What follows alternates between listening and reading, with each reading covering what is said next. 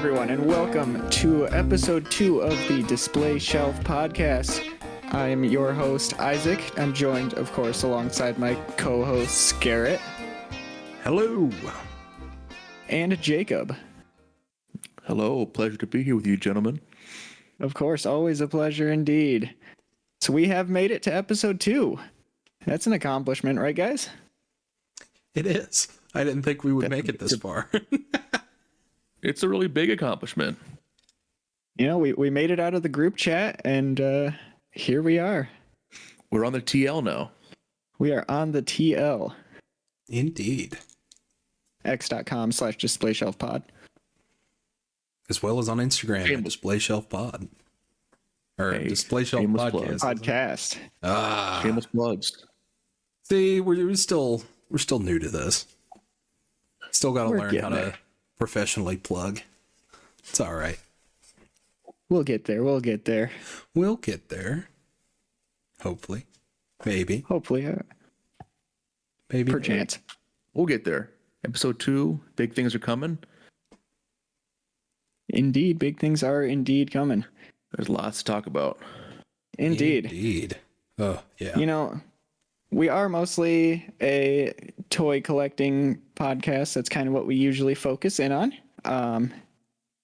In episode 1, we talked a lot about our toy collecting habits and, you know, kind of focused entirely on the toys. But for this episode, we're going to kind of branch out a little bit. We got a couple topics we want to talk about, some big announcements regarding Marvel. There's the Slammies from WWE. And we kind of wanted to talk about our taste in video games a little bit because that kind of makes up a lot of our collections. And of course, I will be defending my display shelf title in our game at the end of the episode. So gentlemen, why don't we just jump right into it? I'm coming for that title, dude. We will see. You guys are going to like this game, I think. It's going to be a fun time. Nice. We're looking forward to it. Cool. So why don't we just jump into what we picked up in the past couple weeks since we recorded the last episode? Do you want to go ahead, Garrett, first? Sure. I'm going to attempt to... I'm taking an editor's note real quick. There we go. And then I'm going to very casually attempt to turn on my camera again. Hey, it's actually cooperating this time. Pardon the unmade stuff in the background there. So, number 1, Walmart came in clutch. And as we all know, our local Walmart kind of sucks in terms of getting stock on things. So imagine my surprise. Reality. Oh, yeah. Imagine my surprise when I roll down the clearance aisle and see this guy. Ooh. That is Deadpool and Wolverine, Marvel Legends Wolverine. In the yellow at our Walmart? And blue at our Walmart in clearance when they had never hit the proper aisle. So, not sure what happened there, but it was on clearance? Yeah, I got it for like $10. There you go. It was awesome. Love that. They had a figure bunch like that too. Yeah, I know, right? It's crazy, but excellent figure too. Yeah, what else did I get? Oh, and they also had this guy from the Acolyte Star Wars Black Series, Cal Naka. Not a big fan of the Acolyte. I think we might have talked about this the last time, but it's a Wookiee Jedi, so got to, right? We love Wookiee Jedi. Hey. Speaking of Jedi, one last procurement here. Jedi Master Plo Koon. It is not focusing. This is a Black Series. Picked it up from our local toy store. Yeah. That's all the toys. And then finally, one last thing that I will mention. The end of year 1 hooked me, unfortunately, and I bought Injustice years 2 and 3 from Barnes and Noble since they had both of them. So there you go. I've got reading material for eons now because I'm still working through Born Again, which I'm like 3 issues in. you do get a lot of reading material there now. I do, especially because I've still got this guy that I pick up. Hold on. I pick it up every now and then when I just need a one-off. This is the G.I. Joe Compendium, a Real American Hero Compendium 1. This thing is like, it's 50 issues. That's a dictionary right there. It is. You can That see where my boy's bookmark chonky. is.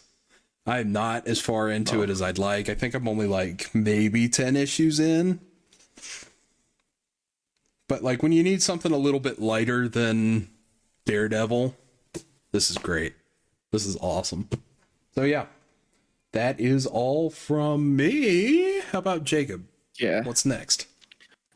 All right. Well, I don't have anything major to show really. I think the most recent that I've gotten is I just was at the store. I was able to get 10 packs of cards, and I didn't really get anything good in it. Not complaining just because I can still add them to my collection, but I think that it's going to be even harder now to find stuff with the Journey Together is now officially releasing on Friday, a couple of days ago. So that I'm going to be on the lookout for that. Hopefully I'll find some. It sounds like it might be possible to find some of those somewhere, but knowing the current state of the collecting scene for Pokemon cards, it's going to be tough. But I'm looking forward to hopefully seeing something in the future, and then we'll have the other new set, the Destined Rivals set, will come out soon as well, and I'm sure that'll be impossible to find because it's a Team Rocket set. Oh yeah, not a chance. That's getting found anytime soon. So if I can't find Prismatic, I'm not going to find Destined Rivals. I'm going to just say that. Yeah. No, and you mentioned Journey Together. I was at the store or at the mall yesterday looking for it. Not a thing. I even went into the local game store that we have in the mall there and asked the guy, I was like, hey, do you have any Journey Together? And he's like, yeah, no, we've been out since Wednesday. So before the set even officially released. So I was like, okay, cool. Guess I'm never buying Pokemon cards ever again. Man, yeah, I know. I went to the Target here in town and on Friday, and they were completely clear. There was nothing card wise there. Even the AEW ones that we kind of poked a little bit of fun at were gone. It was kind of impressive. Kind of impressive, but also kind of sad. It is depressing. I was hoping to find some more of those the wrestling cards. To the point that Every time I go. I even checked our Meyer. Oh, did you really? Yeah. Yeah. Cards are exploding and in the worst way. Yep. So, is that all that you had, Jacob? Yeah, that's pretty much what we're at right now. Nothing major, but just some new cards, and I'm going to keep looking throughout the week here and hopefully find some more stuff. Yeah, absolutely. So I guess that just leaves me then, doesn't it? Indeed. So, speaking of cards, I actually did find some Surging Sparks at our Target on Wednesday.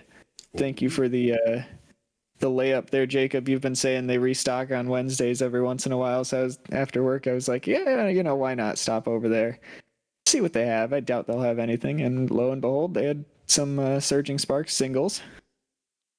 So, of course, I bought a few. And I actually hit pretty well. I got the regular Black Curum EX as well as the full art Black Curum EX. I got the Archeludon EX, the Tatsugiri full art EX, and the I don't remember the exact name of the card, but the Jasmine card full art. So I hit pretty good for 10 packs. I had a 50% hit rate. I mean, can't really get much better than that. I mean, you can, but Yeah. Can't ask for much more than that. So when you say that they restock on Wednesdays, is that just cards or is that everything over in that area? I'm not sure. Not sure. because I think that their toy restocks, not to talk too much shop here on the podcast, but thought that their toy restocks were on Friday, but I haven't been able to. It's been a while since I've had that as. Oh my, English is hard. In terms of had that information be reliable. There we go. That's the sequence of words I was looking for. English is hard. I'm sorry, guys. In terms of cards, it's a bit different. I know that like the supplier that does cards, it usually does it on Wednesdays, or I've caught them actually doing it on Wednesdays, so that's kind of the main time to do it. And I think they do, if something releases on Friday, they'll put it all out there on Wednesday sometimes, especially at a Walmart or something like that. They might do that. Yeah, because with the Pokemon cards, I think they go through like a third-party vendor to stock those shelves versus the actual Target employees. Oh. So they have a specified. So like I think MJ Holdings does cards, like Pokemon cards and other cards. So their vendors do it like on Wednesdays, and at least in our area, it seems like. Yeah, I believe MJ Holdings is the main distributor, or one of the main distributors. So they do the Pokemon cards and stuff like they do like Coca-Cola? Yeah, so in like I know like a normal Walmart employee, I'm pretty sure would not be able to mess with them because it's like a vendor supplied product, I suppose you could say. So like if like they put new stock out, it'll always be vendors, and like I think the normal employees will have no idea when the cards come in or when they are around. I think it just the vendors do it by themselves. It's crazy. So Sal the card guy will just show up at random intervals. Pretty much it's just like Sal the card guy will come in, and drop some cards, and they'll be gone in an instant. Yeah, dead serious. Yeah, no kidding. So while I was at the Target, I did pick up a couple other things. So Pokemon, to stay on trend here, they have a little thing with the Mega Blocks where they sell little, Pokeballs with a miniature version of a baby Pokemon or something with it. And I have a couple of them. I've gotten a couple as gifts. But they had a Tink-a-Tink for my Pokemon enjoyers out there in a Premier Ball. And I think that's like a really underrated line of Pokemon. So I was like, yeah, I gotta buy that. Because it's only like $10 and, why not? And then I also picked up, in episode 1, which you should listen to if you have not already. YouTube or Spotify? YouTube and Spotify, indeed. We were talking a bit about amiibos. And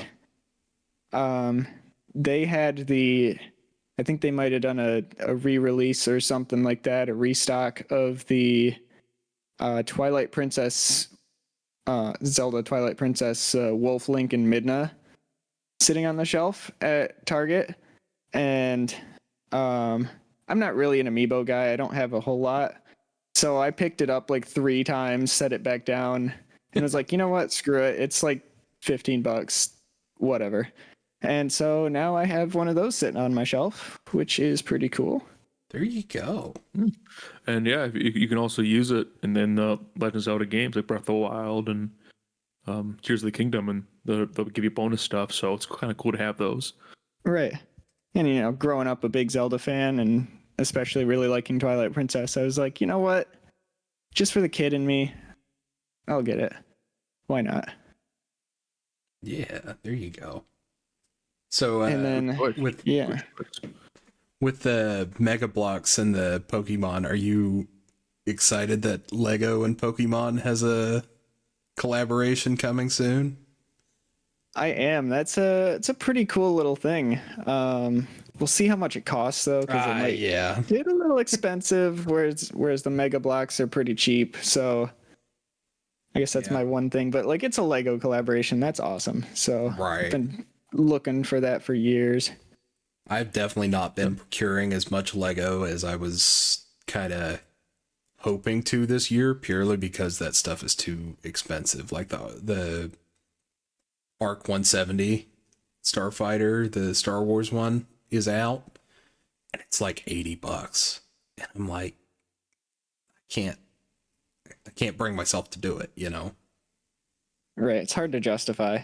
Yeah. For sure. I mean, that's like at least 3 figures, you know what I mean? Right. So like, you know. You know. The Yeah, I guess I also socioeconomic state of really- collecting. Sorry, go ahead.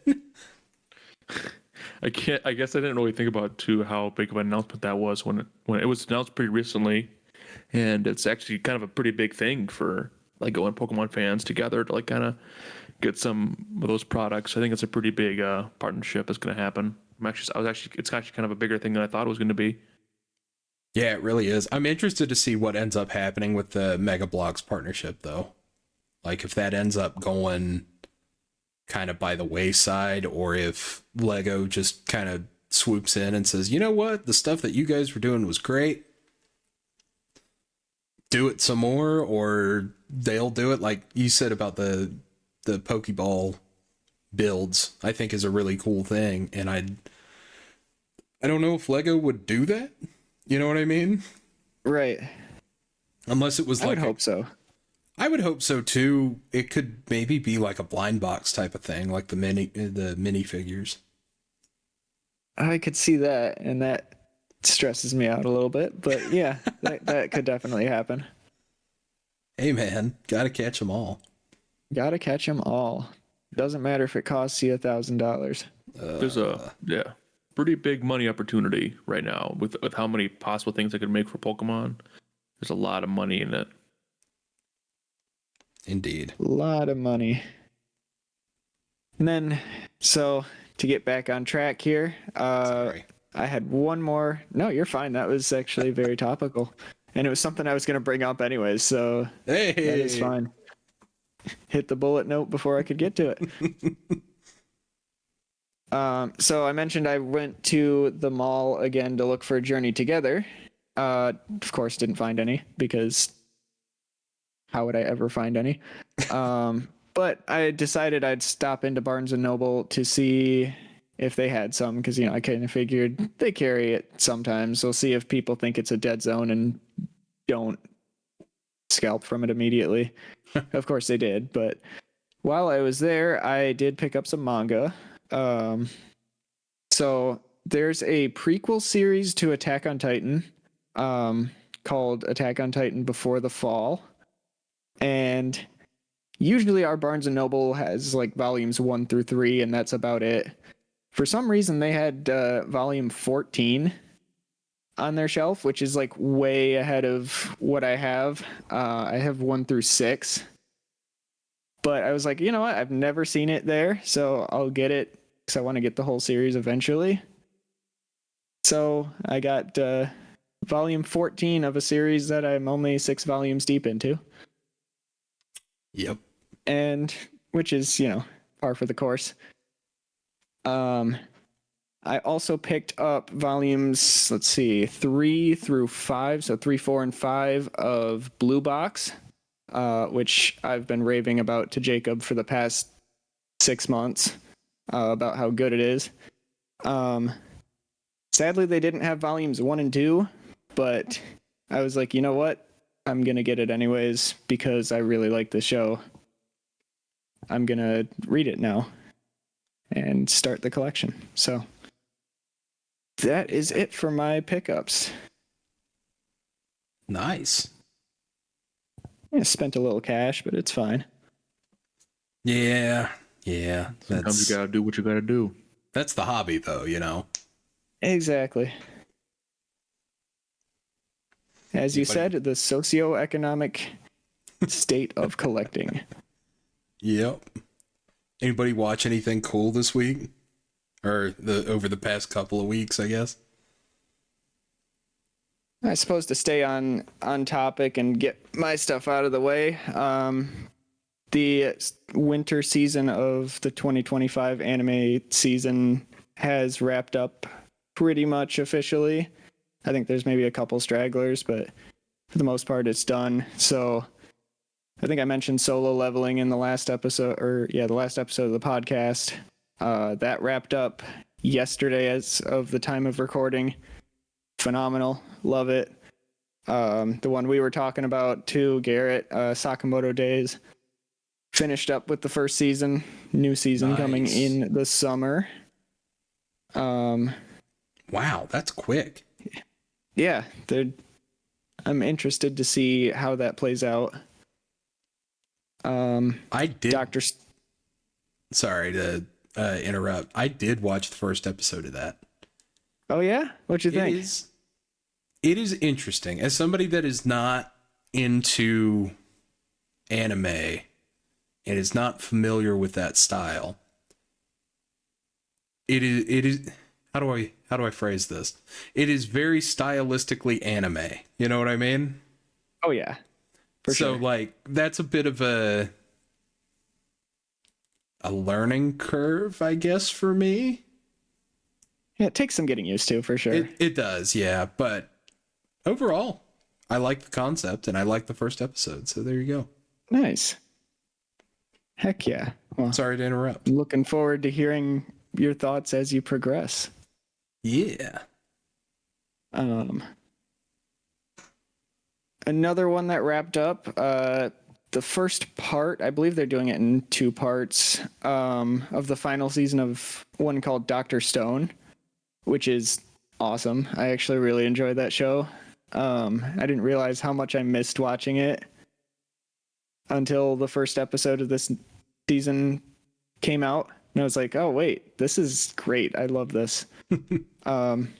So to give you a basic rundown, because this one I didn't talk about, the other ones I did in the past episode. Basically, the entire world every living creature on Earth gets like frozen in solid rock, and they sit there for like thousands of years. And this absolute genius kid wakes up. I won't say how, but he wakes up and basically has to rebuild the world from the Stone Age. But of course, he was like a super science nerd. So he knows what he's doing, and he's basically rebuilding humanity from the Stone Age using all the science knowledge that he had, in the modern era. So it's kind of like that one thing that people say, oh, if you went back to, back in time with all the knowledge you had now, how would you do it? It's kind of a personification of that. Yeah. And that's been pretty good. Looking forward to the next part of that, because they're in a really interesting spot right now. Cool. And then Blue Box wrapped up its first season. One of the easiest 5-star ratings of my life. So good. I think I might have said that to you, Jacob, as soon as the episode finished. I texted you. I was like, yeah, easiest 10 out of 10 I've ever watched. Yeah. But yeah, true. I remember that you sent me that, and I'm like, yeah, I could see that, and that's a tough list to get on. it's a tough list, yeah. I'm pretty lenient with my ratings, but the 10 out of 10s, they take a little bit extra to get. So, and then of course, been continuing to watch Daredevil Born Again, which is fantastic. Oh, it really is. I really enjoyed both episodes this week where they did the 2-episode release. The first one was like, because the first one was the bank robbery episode, and that was a very pleasant surprise. That kind of felt like it was just I don't want to call it a filler episode because it wasn't filler, but like just kind of a one-off. Yeah. Like, here's how cool Matt Murdock can be. Yeah, it kind of felt like that, but like I still think it was important for him because it's like this is I see and maybe this is the Batman fan in me that we may or may not talk about later. But there's every now and then they play with this idea that Bruce Wayne is addicted to being Batman, or that, you know, Bruce Wayne is the mask and all of this other stuff, right? And I felt like we were kind of getting that with Matt in the show. It was like he's addicted to being Daredevil to the point that he hasn't done it for so long that he's almost just kind of wanting to do it, to the point that he's doing it now without the mask. So, yeah. That's a very analytical take that I just did not have. So that is, yeah, now that you say that, that fits perfectly. And especially because in the next episode is where he finally suits up. It's like, you know what? I did some good at this bank robbery. I got to go and do some good again. Yeah. Right. Yeah. Minor spoilers, but it's okay. I mean, yeah, sorry. No biggie.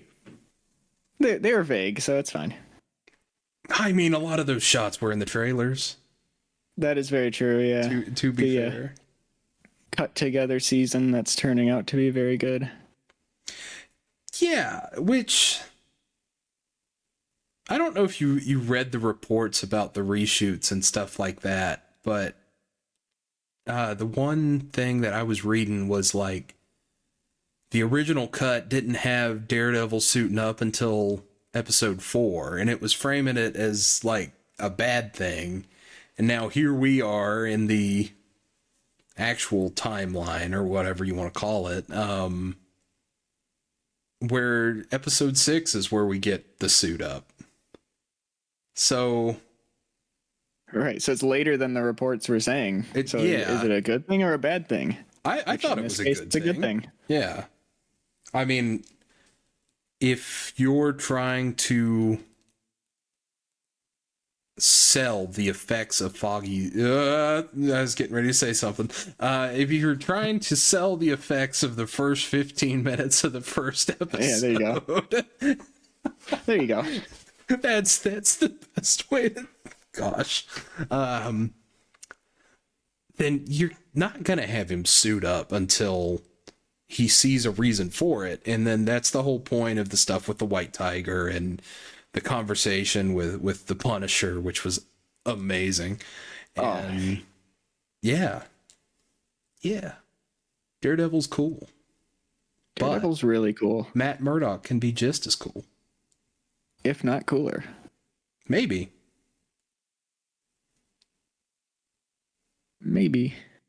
Perhaps. Yeah, that was my big one for this week, was Daredevil, just kind of keeping up with it. But after the last, actually, was that everything from you, Isaac? Before I that's everything for me. After our last podcast session, they dropped the rest of Yellowstone onto Peacock, and I didn't keep up with it as it came out, but I had watched it, and it's a show that I would recommend, but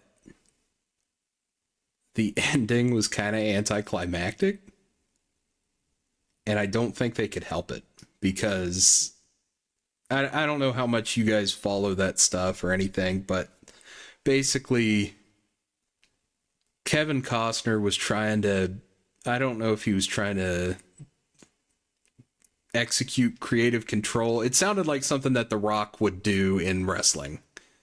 Oh boy. It was like, I don't want to die in this particular way, so I'm leaving the show. Huh.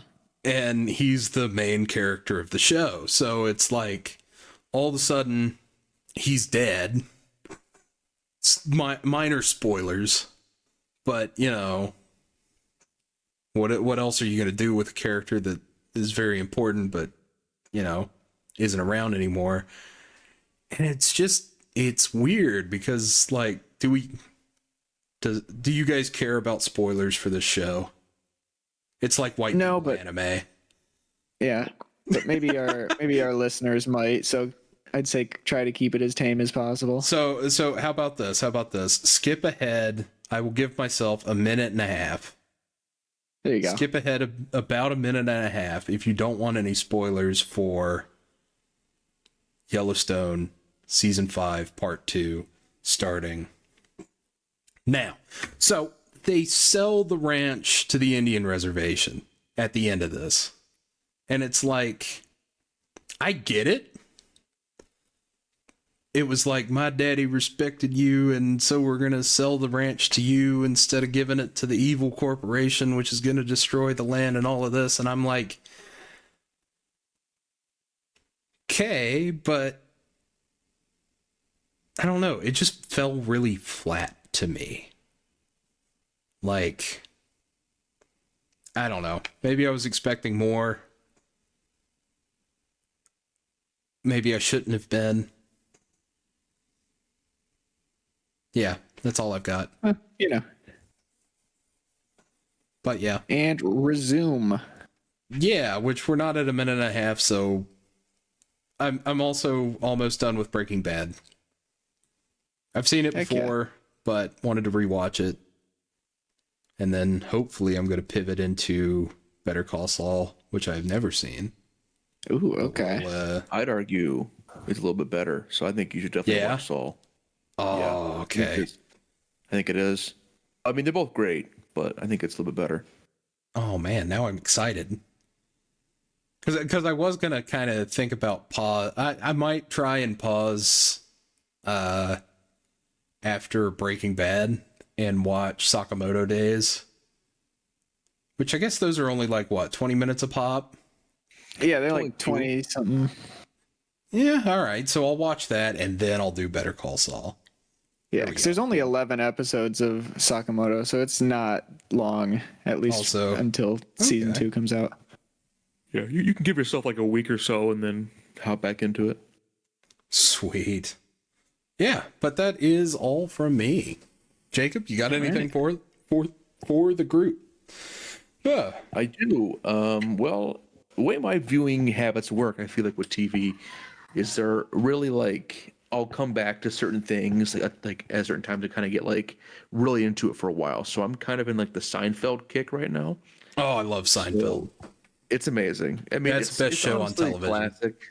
It's classic television. It's amazing, and it's been like I feel like it's like I've watched some this week and I've gone back into it, but it's like a 3-month period where I haven't watched it. But then I'm kind of if you see a clip on YouTube about it, it's like okay, I gotta watch it again because it's just so funny to me.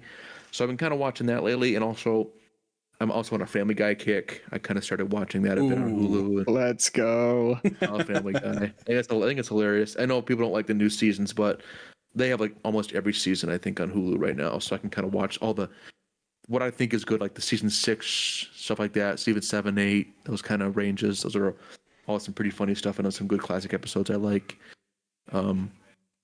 But yeah, I'd say TV wise, that's the majority of what I'm watching. I'm trying to think of what else I have watched, but I think it's mostly been just Seinfeld, Family Guy. I also have been watching some of the same anime that Isaac's been watching, like Solo Leveling. I finished that up too. I hopefully they find a way to get it out sooner than 2027 because I want to see more of that show, like right now. But I'm guessing it's going to be a while before we see Solo Leveling again. But yeah, mostly that, and trying to find some new movies to watch, some more stuff to watch. I'm thinking about Wicked because it's on Peacock now. I think I'll watch that soon. Okay. You know, I was kind of thinking about that to see what all of the buzz is, but also, I mean, like, you know, the musical's like what, 15 years old? Maybe I'll fact check myself here in a second, but yeah, I have to look that up too. I'm not 100% sure. And I also I have a weird thing about that movie where it's part 1 of a movie and they didn't advertise it that way. I don't know. Yeah, I was going to say, Go ahead. My cousins were talking about, like, after it first came out at Christmas, my cousins were like, yeah, I can't wait for part 2 to come out. I was like, what? What do you mean part 2? Like, right. Because it's not marketed as part 2, but the musical was obviously Act 1 and Act 2, And I guess that's the way that they've done the film. 2003, so I guess 20 years for the musical. But yeah, like, I don't know, splitting it up. I get it in terms of like telling the story, and there would be an intermission there anyway, and that's the way that the musical is structured. But I mean, At least tell people that's what you're doing. right, exactly, because movie tickets are expensive. Right. Like, I don't think I've been to the movies since Deadpool and Wolverine. Huh. Well, that's going to change this weekend if we're all done talking. Oh, right, yeah. There's a Minecraft very movie. important movie coming out. Flint and Steel. The Nether. Oh man, I forgot about that. Yeah. Very important for research purposes to see that film. Yeah, I almost think. Yeah, we'll go and see it at some point. Maybe Friday. I don't know. We'll work it out. We'll figure it out. Yeah. I think I have plans to see it with like 3 separate groups at this point, so I'm going to be seeing it like 3 times, which is great. Well, apparently there's going to be a lot of hidden stuff in it, so I think we'll have to try, every time you watch it, you might find something new when you watch it. So Right. I heard You don't there's a get movie post-credit popcorn. scene too. There's a Wait, you gotta say post credits. You gotta say post credits. Gotta say post-credits, yeah. There's a post-credit scene in the Minecraft movie. The effects of the Marvel Universe have absolutely destroyed cinema. Like the Mario movie really had has. Oh my gosh. It's like now every movie I sit in, I'm like, okay, I'm gonna sit through the Deadpool, credits, that- which is great, but like, you know, it's good to acknowledge the credits, but when Yeah. you're just sitting there watching them, waiting for another scene to pop up, it's like, okay, well, I'm not really giving them their due diligence here. It's like you If almost have credits to have- Google going in. You know, is there an I do. end credit scene in the? Yeah. Every time. If the credits have like a entertaining visual to them, then that's great. But you can't do the black screen with the white text for the credits. Like until like, you can't make us wait looking at that for the after thing. There's got to be some cool visual before the hidden after credits. Right. Like if you're gonna do an after credit scene, put it in between the like, you know, the cinematic credits and the full scale like 5 Scrolly minutes of credits. black screen scroll credits. Yeah. Yeah. Yeah. Did you guys hear the song that Jack Black recorded for it? I don't think so, unless it's the Oh, I have the not. placing blocks and yeah, no, it's playing not that one. Minecraft. Thank you for the self-censor. There is an actual song that we will have to probably listen to later because I don't want to get us like copyright struck here. Hold on. Minecraft movie song. And imagine a copyright strike from the Minecraft movie. Of all I know. things. That'd be hilarious. Because it's like, who is it? Is it Sony or is it Paramount that's doing the Minecraft movie? I have no idea. I should know. Oh, it's Warner Brothers. Yeah, no, I'm not even touching that YouTube link. Nope. Oh man, I can't find the trailer. Also, I just want it to be known, I completely called that Jennifer Coolidge and the nitwit villager were going to hook up by the end of the movie. Of course. That's insane. Gotta happen. Oh, I didn't realize she was in the movie. Oh, no. Yeah. Oh, it's called "I Feel was Alive" is the name of the song. Okay. It's like proper like Tenacious D '80s parody. Okay. Interesting. It is good musically, but lyrically it's very reminiscent of the old Minecraft parodies from back in the day. Of Oh guess I man, that's wouldn't gonna call speak that to inner early. child. I wouldn't call that early YouTube, would you? No, but like when it was starting to really explode, I think. The second when- age of YouTube. Yeah, the second coming of YouTube. Yeah. we're now in the third age of YouTube, being Mr. Beast and all of that. Before the dark times. Oh yes.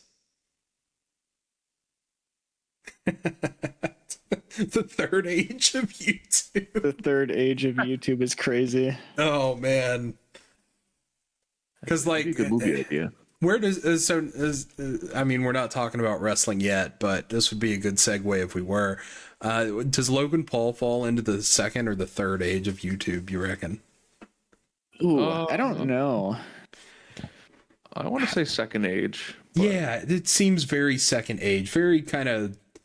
The third age of YouTube seems almost safe and clickbaity. You know what I mean? Oh, like the Mr. Beast content, the podcasts with the just our guys sitting around talking about random stuff. We have a point. Who would do that? Before I go on, we talk about particular things. We don't just talk about random stuff for the most part. Although our discussion of the third age of YouTube was not a part of the outline that we had come up with earlier. Yeah, I was gonna say, as accident, we'll call it. Yeah. As we trail off from the Minecraft movie into the third age of YouTube, into talking about podcasters on YouTube, having kind of a full circle moment here, aren't we? Yeah, okay, maybe we got a little too meta there, but I mean, you know, we were just talking about Deadpool there a minute ago. That's true. That's pure meta. It's Deadpool, so really is. Yeah. Well, speaking of Marvel, if we're all finished up with our movie discussions, I think we are. Let's talk about the Avengers. So, Avengers Doomsday has been officially put into production, and the cast was announced via a 5-hour live stream in which they would announce a name every, I believe that the statistic was 12 and a half minutes. yeah. First of all, what did you guys think of that delivery mechanism? Because I found it frustrating. So I was at work when they were doing that, so I was just kind of checking my phone every once in a while and seeing a new announcement. So it was fine for me, but I know a lot of people were not happy about it.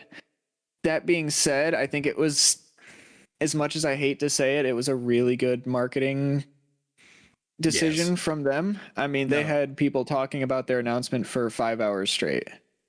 Yeah. And I mean, and I forget who it was. It might have been like IGN or something like that, but I read a headline. I didn't read the article because who's got time for that? But the headline was, it was an opinion piece, and it was something along the lines of, if Marvel's in such a slump, why are we so excited about a 5-hour live stream? Right. So, yeah. Jacob, any thoughts on the delivery mechanism of the cast? Definitely is good for marketing. I think that it is something that would definitely keep people tuned in for the whole 5 hours. So that's kind of like probably their goal, and it seems like that's a pretty good goal. I mean, 5 hours is a lot of time though, so I'm sure some people are like, that's kind of crazy. But it'd be, I mean, even if they just did like a group, like if they did like maybe they revealed 4 names at one time or 3 names at one time, or someone maybe it would be better just to. So you have like, if like somebody's like wants to talk about it as it's going through, you have more to talk about within the 12-minute period. Just for Right. It might be a good idea, but I think good marketing idea, really good. I think it's exciting to see who the characters that will be in the movie and who's playing them. I think that's kind of exciting to see too. So I think it would have been worth watching for sure. Yeah. So let's very quickly go through who was announced to be a part of the cast. There are rumors that there's going to be more.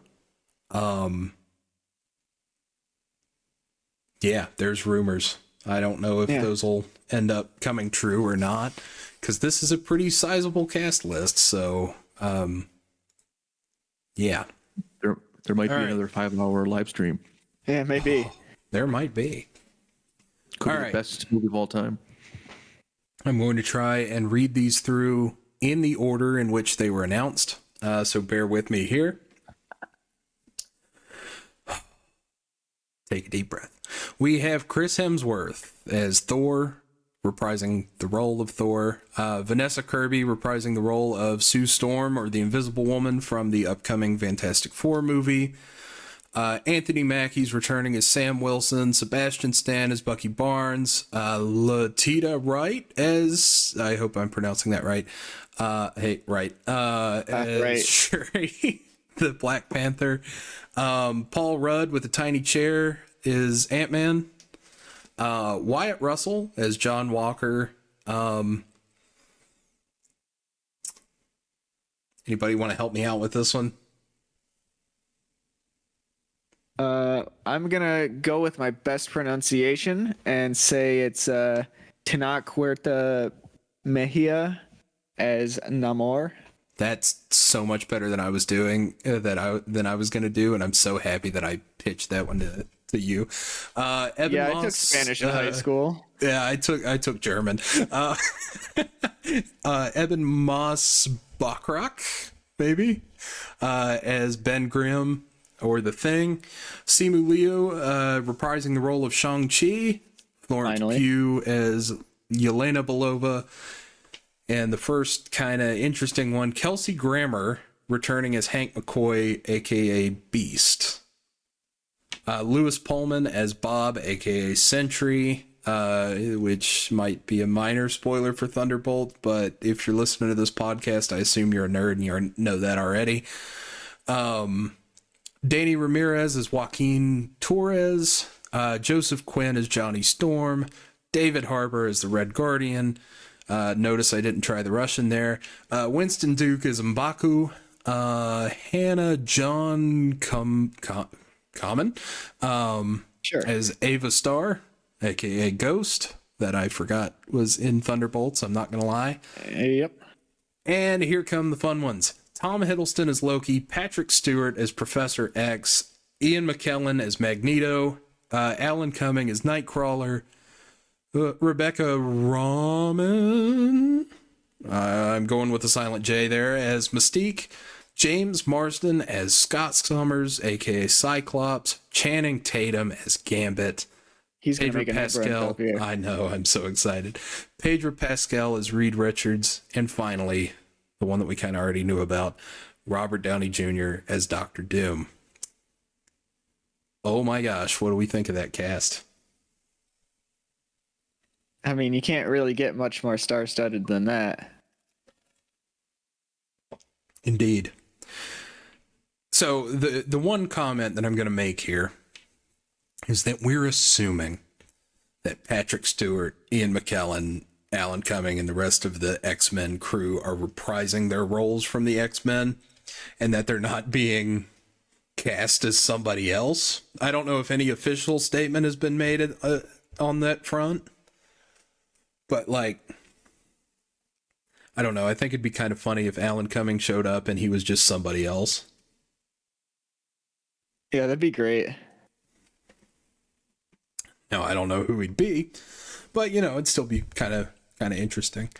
The question that has been kind of floating around the internet here, and I have my own take on this, that is almost going to lean into like a fantasy booking kind of thing.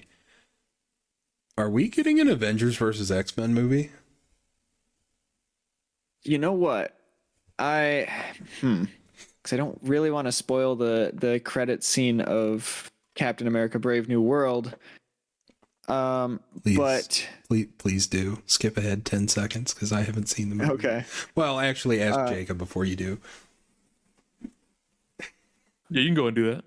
Okay. Skip 10 seconds. They kept it pretty vague anyways, but basically they told this guy, I can't remember his name, and I'm going to keep not saying his name. Another 10 seconds. Another 10 seconds.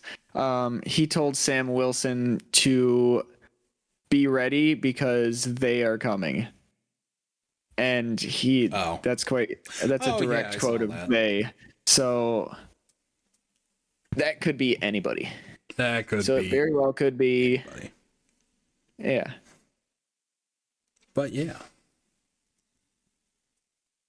My biggest concern, and it's not even a concern, it's more of just like a I wish they didn't do this with the announcement. As cool as it was to see, all those big names pop up as assumingly those iconic characters from, the X-Men, kind of wish they had kept that a secret. Obviously, we know the X-Men are coming to the MCU at some point, but imagine you're sitting in the theater. Yeah. Patrick Stewart rolls out of his chair just at some point in the movie. Theater loses its mind. Now, I'm sure the theater is still going to lose its mind, but we knew it was coming. Yeah, but I almost think that that's kind of part of the... I think that that's going to be an integral part of the plot. Because I almost kind of think... And this is... So 2015 Secret Wars is like one of my favorite comics, right? And the first issue of that is two Marvel universes colliding. And they basically have to fight for survival. So the only one that can survive these incursions, as they're called in the comics, is the one that is not destroyed. So I think that the X-Men universe and the MCU are colliding, and that Doctor Doom is the one that's trying to figure it out. Okay. Figure out like what the solution to the problem is. Because like I think that we're going to get a morality play between Reed Richards and Doom, being like, hey, the only way that people can survive this is if one of these worlds is destroyed. So A, which one is it going to be? And B, is this actually what we're going to do? So, and then of course that's going to pivot into Secret Wars. But right. Yeah. I don't want to spoil, like, I honestly kind of feel like that's the direction that they're going to go, to the point that I don't want to elaborate any further because I think it's going to be spoiler. Right. You know what I mean? I hope that's the direction they go, because there's the other rumor floating around that Doom is just a Tony Stark variant. And I think he is. And I think if you tell the story properly, I think I'd be perfectly fine if he is. Because, like, if he's a Tony, like... Do you want my full pitch for the next two Avengers movies? Might as well, since we're already here. So, okay, so skip ahead. We'll do timestamps for the different Avengers parts and the Slammies and stuff like that. So, skip ahead a little bit if you don't want to listen to me drone on for a bit. My thought is, in Fantastic Four, kind of toward the beginning of the movie, Reed figures out how to travel the multiverse in some way, shape, or form. And he's getting all these knowledges from maybe even other Reed Richards, John Krasinski, the guy from the 05 one, stuff like that. And then Galactus shows up, and Galactus is this being that is like, I must consume planets from the multiverse, not just this universe, but from the multiverse. He exists outside of the multiverse in this case. And I normally don't eat Earths because there's people on Earths that could potentially try and kill me, but I have to, because these incursions are happening that are destroying the planets that I'm trying to eat. And in order for me to survive, I have to consume this Earth. So I think that Doom then is a variant from a dead universe. I see. You know what? I'd be okay with that. And he's trying to come up with a way to stop the whole thing from happening. The problem is, he realizes that the only way to stop what is happening is to delete the entire thing and start over. Reed Richards doesn't want to do that. He wants to preserve what's already there. Much like Tony Stark would at the end of Endgame. There you go. Okay. I've talked myself into that even more.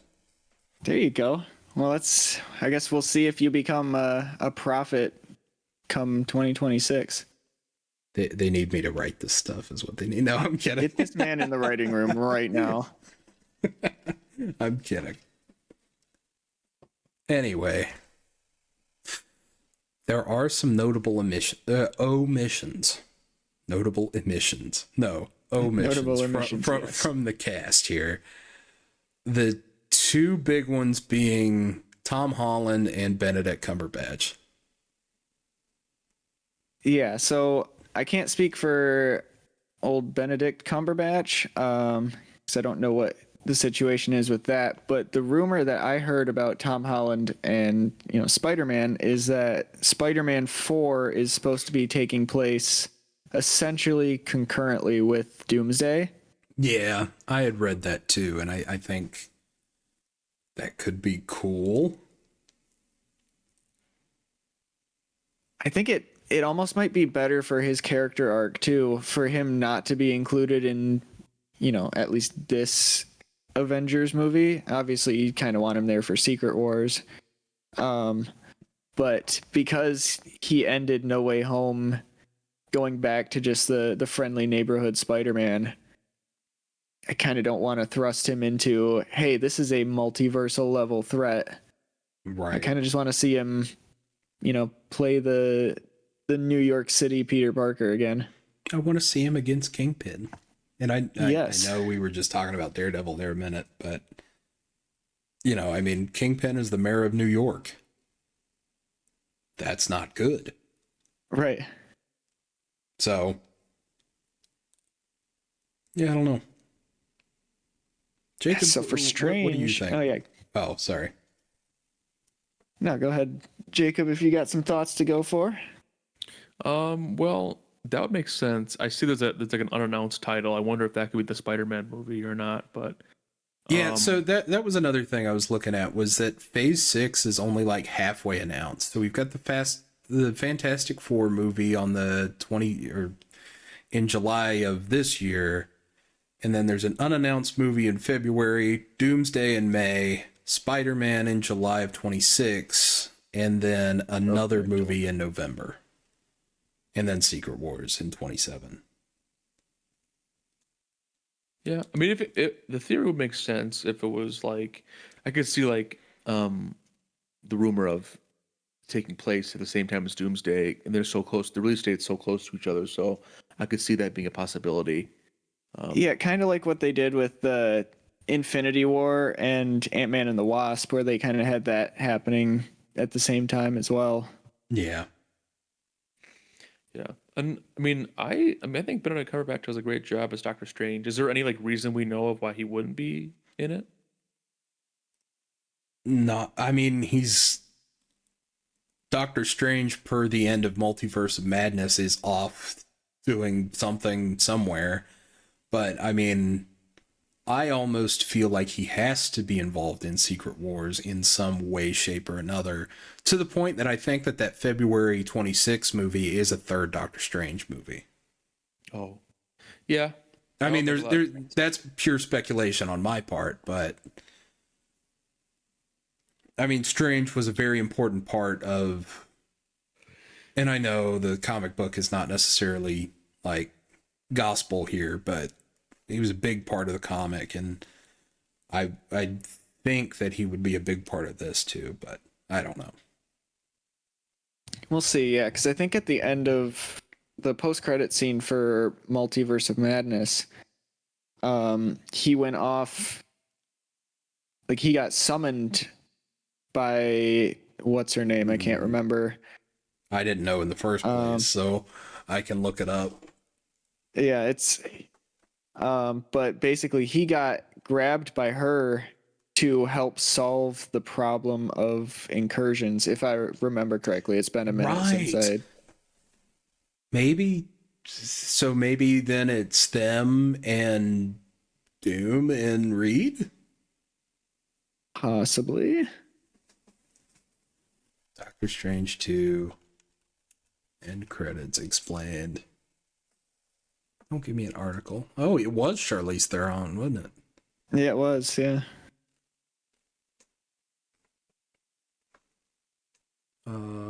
Clea? Sure.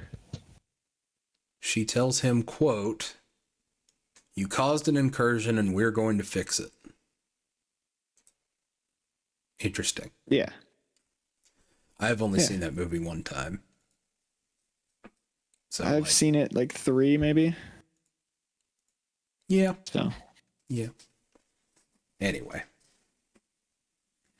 I'll tell you the number one thing I want to see out of Doomsday and Secret Wars, I need Reed Richards, Iron Man, or I guess you can't do Tony Stark, so we'll call him Doctor Doom, but in Robert Downey Jr. form, and Strange all having a serious conversation about how this goes, and I just need Moon Knight standing in the back, aura farming, a la Marvel Rivals, Empire of Eternal Night loading screen.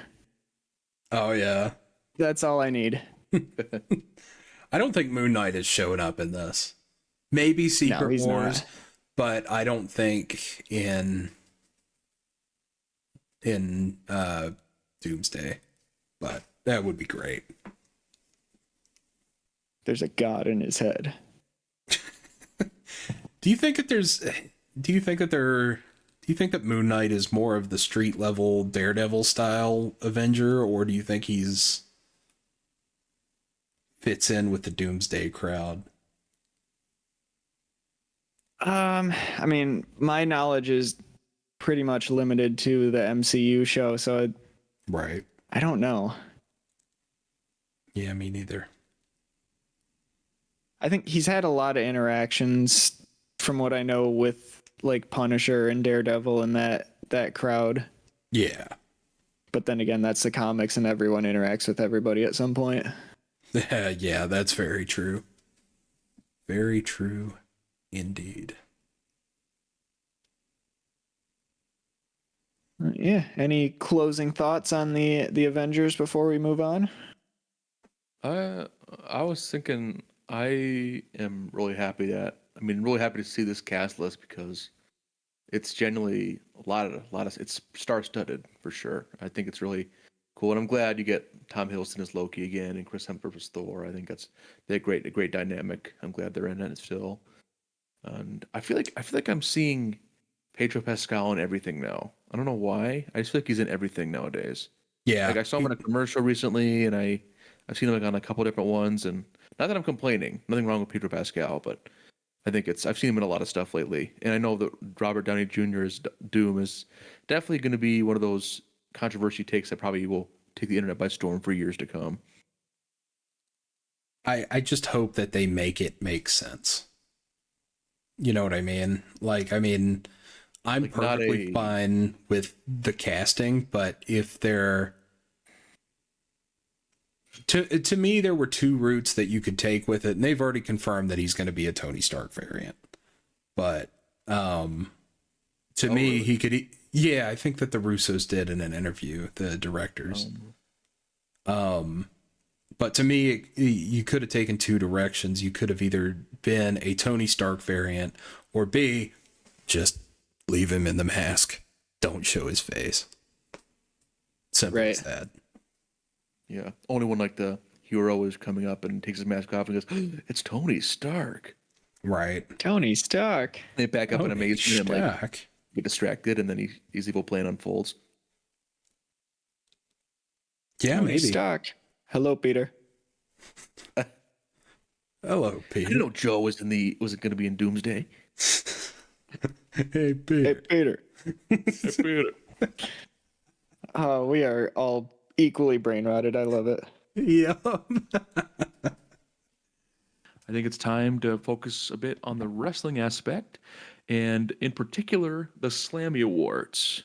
we're gonna kind of speed run through this a little bit. I'm gonna go through each one, give out the names of the people that are up for the running for these categories, and we'll kind of go around and pick which one we think will be the most likely, or some of the most likely people to win the award. And then Yeah. we'll start with female superstar of the year. So the people that are in the running for this are currently Liv Morgan, Rhea Ripley, Bailey, Nia Jax, Tiffany Stratton, Chelsea Green, and Io Sky. So do you guys have any thoughts about those? How do we Listen, wanna all do I'm this? Do you want to saying- do Isaac first and then me? Yes, 'cause I think Isaac has one. I think That I know works. Isaac's gonna pick. There we go. Yeah. Listen, all I'm going to say about this category, you can make your claims however you want. You know, you can say whoever you want. My opinion is not changing. Liv Morgan is the female wrestler of the year. Full stop. I would agree. I would also say that if there was like a most improved award, that she would get it as well. I sure. don't know what has happened to her in the past year, but she is just a star now, and I love it. I will say that the second choice is Io Sky. That was my second choice as well, for sure. Yeah, but Liv Morgan takes it. That is a good. She's excellent.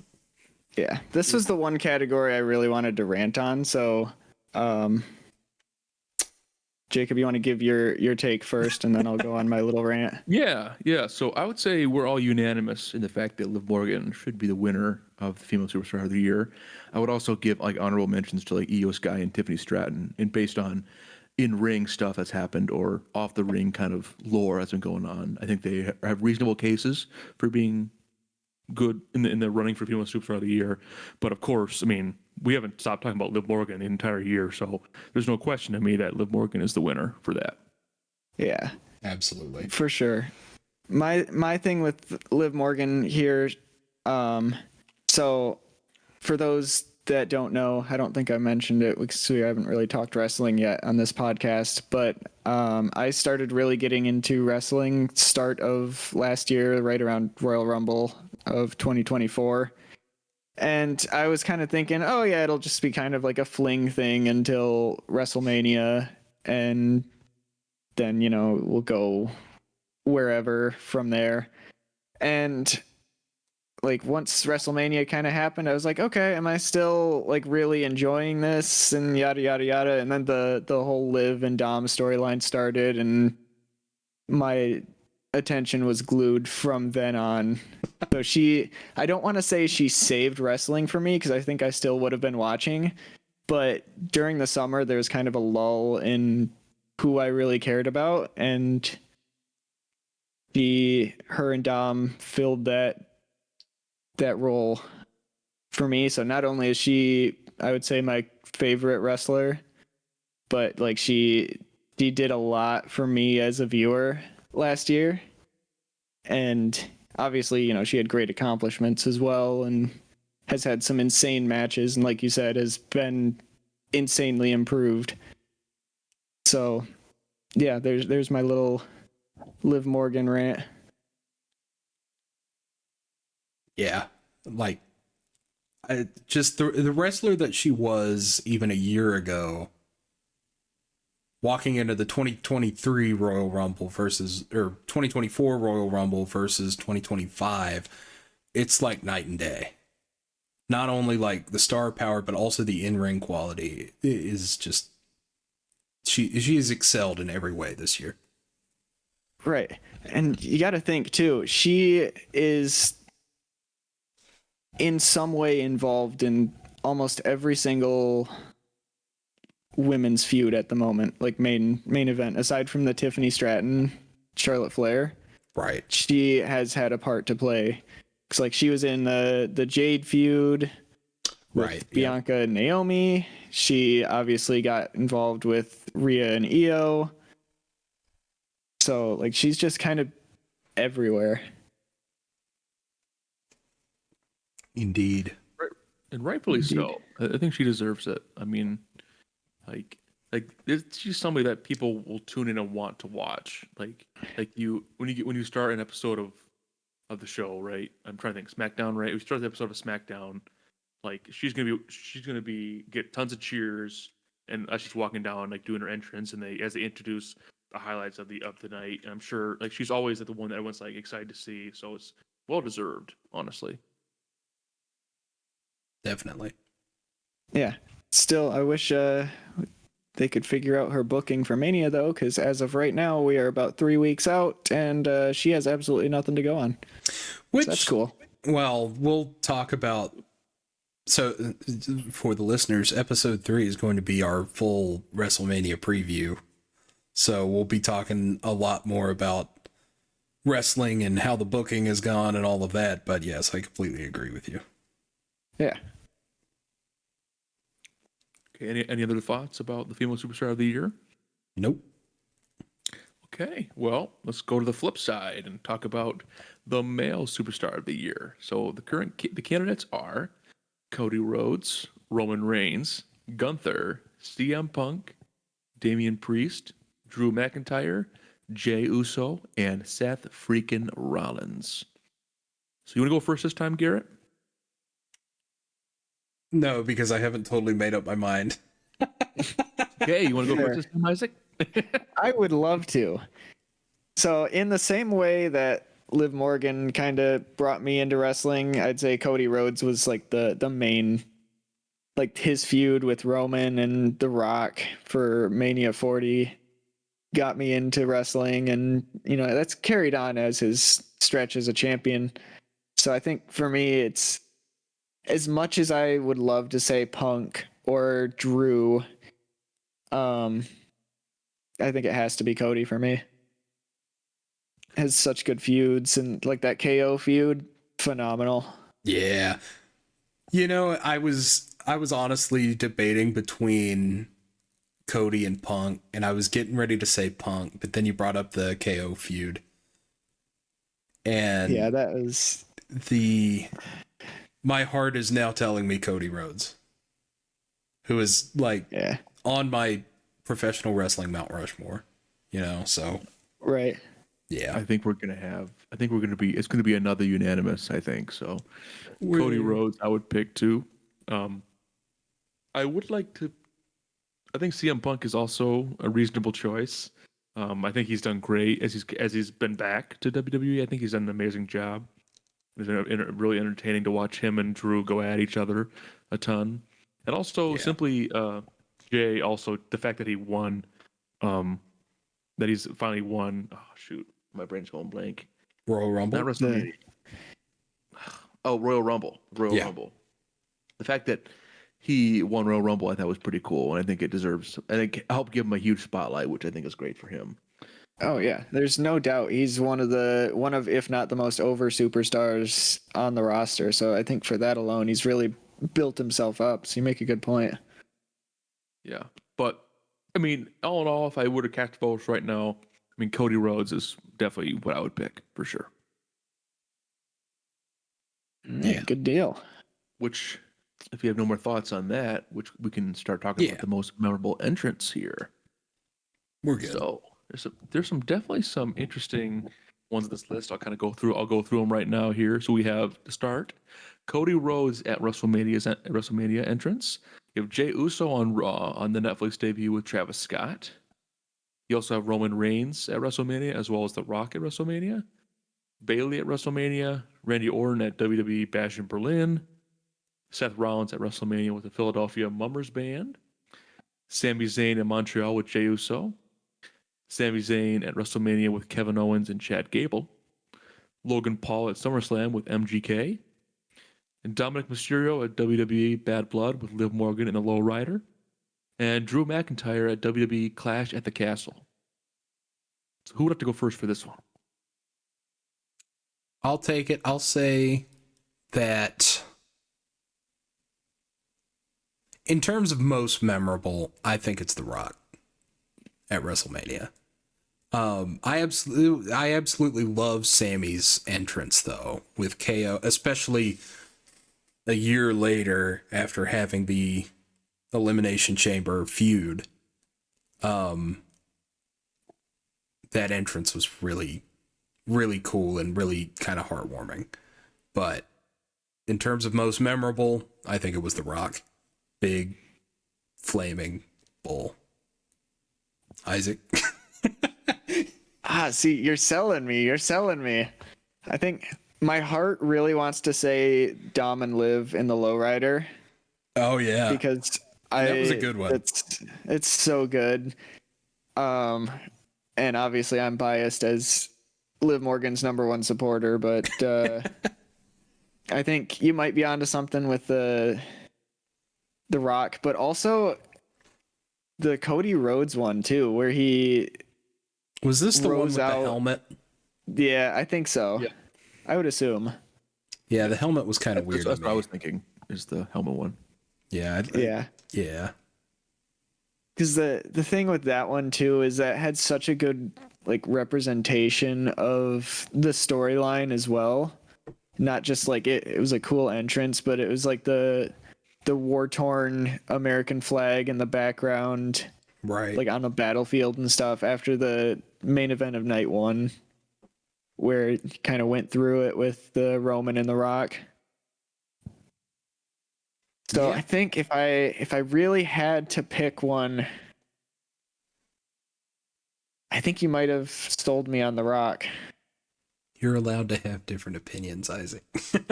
I'm kidding. It's a tough one. It is. I'm actually going to go against the grain here. I'm going to say Randy Orton at WWE Bash in Berlin was my first pick for most memorable entrance. I don't know why. I'm not against your pick on The Rock. I think that's a great pick, and I remember our reaction to The Rock at WrestleMania, and it was like crazy. It was crazy to see. Yeah. It was a really good entrance, but something about Randy Orton's to me. Like that sticks out in my mind. Like looking at this list, that really sticks out to me as like one of my favorite ones. Okay. There was a vibe there that was just so cool. It was like that's everybody's singing the song, everybody's into the match. We know that it's going to be a good match. Him and Gunther. Yeah. Excuse my kid lingo, but it had aura.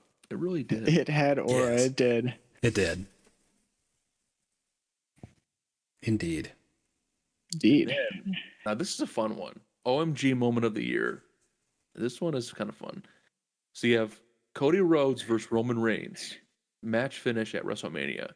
Dominic Mysterio turning on Rhea Ripley with Liv Morgan at SummerSlam. I can't even get through that without smiling. So I think you know what I'm going to pick. Kevin Owens turning on Randy Orton and Cody Rhodes in October. New Day turning on Big E on Raw. Tiffany Stratton's Money in the Bank cash-in on Nia Jax on SmackDown. Ooh. Damian Priest's Money in the Bank cash-in on Drew McIntyre at WrestleMania. Wyatt Six's debut on Raw. Braun Breaker spearing I Show Speed at Royal Rumble. Oh man, this is a tough category. This is a tough category. This is insane, yeah. This is wild. Bronson Reed hitting a tsunami on Braun Strowman onto a car. Oh, that one was a good one.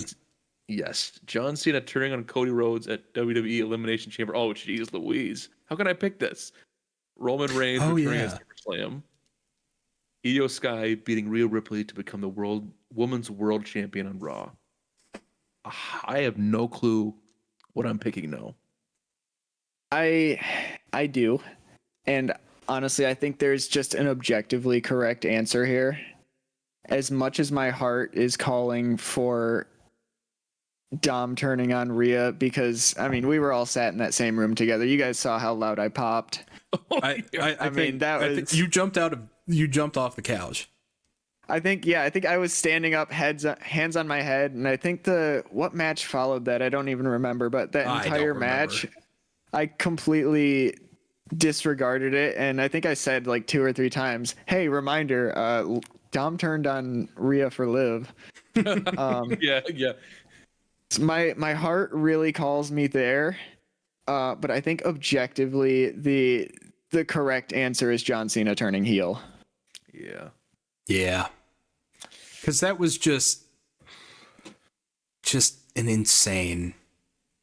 It's something that, and I've been a wrestling fan a little bit longer than you guys, but that's just something that I never thought possible. that especially John in Cena his would turn last heel. year. Well, and it was kind of funny because we were in Buffalo Wild Wings the night before Elimination Chamber, and I was like, wouldn't it be weird if he turned heel with The Rock because of the whole best for business line?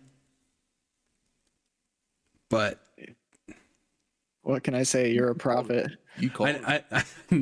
I never saw it. I never saw it coming. Yeah. There will was that say, thought there, but I didn't think they would actually do it. Yeah. No, for sure. I will say though, and again, I still think the correct answer is John Cena, but my personal OMG moment isn't even listed here. Oh, Yeah. It's Bliss coming back at the Rumble. Oh yeah. oh, I mean, y'all saw that. I was quite literally jumping around the room. So that, yeah. But yeah. I will say the New Day angle where they turned on Big E was phenomenally done. And I don't know what to say. It left me, it actually did leave me speechless. But at the time, and I guess still kind of now, but I feel like they haven't followed that up very well. No, they haven't capitalized on it at all. Which is a shame.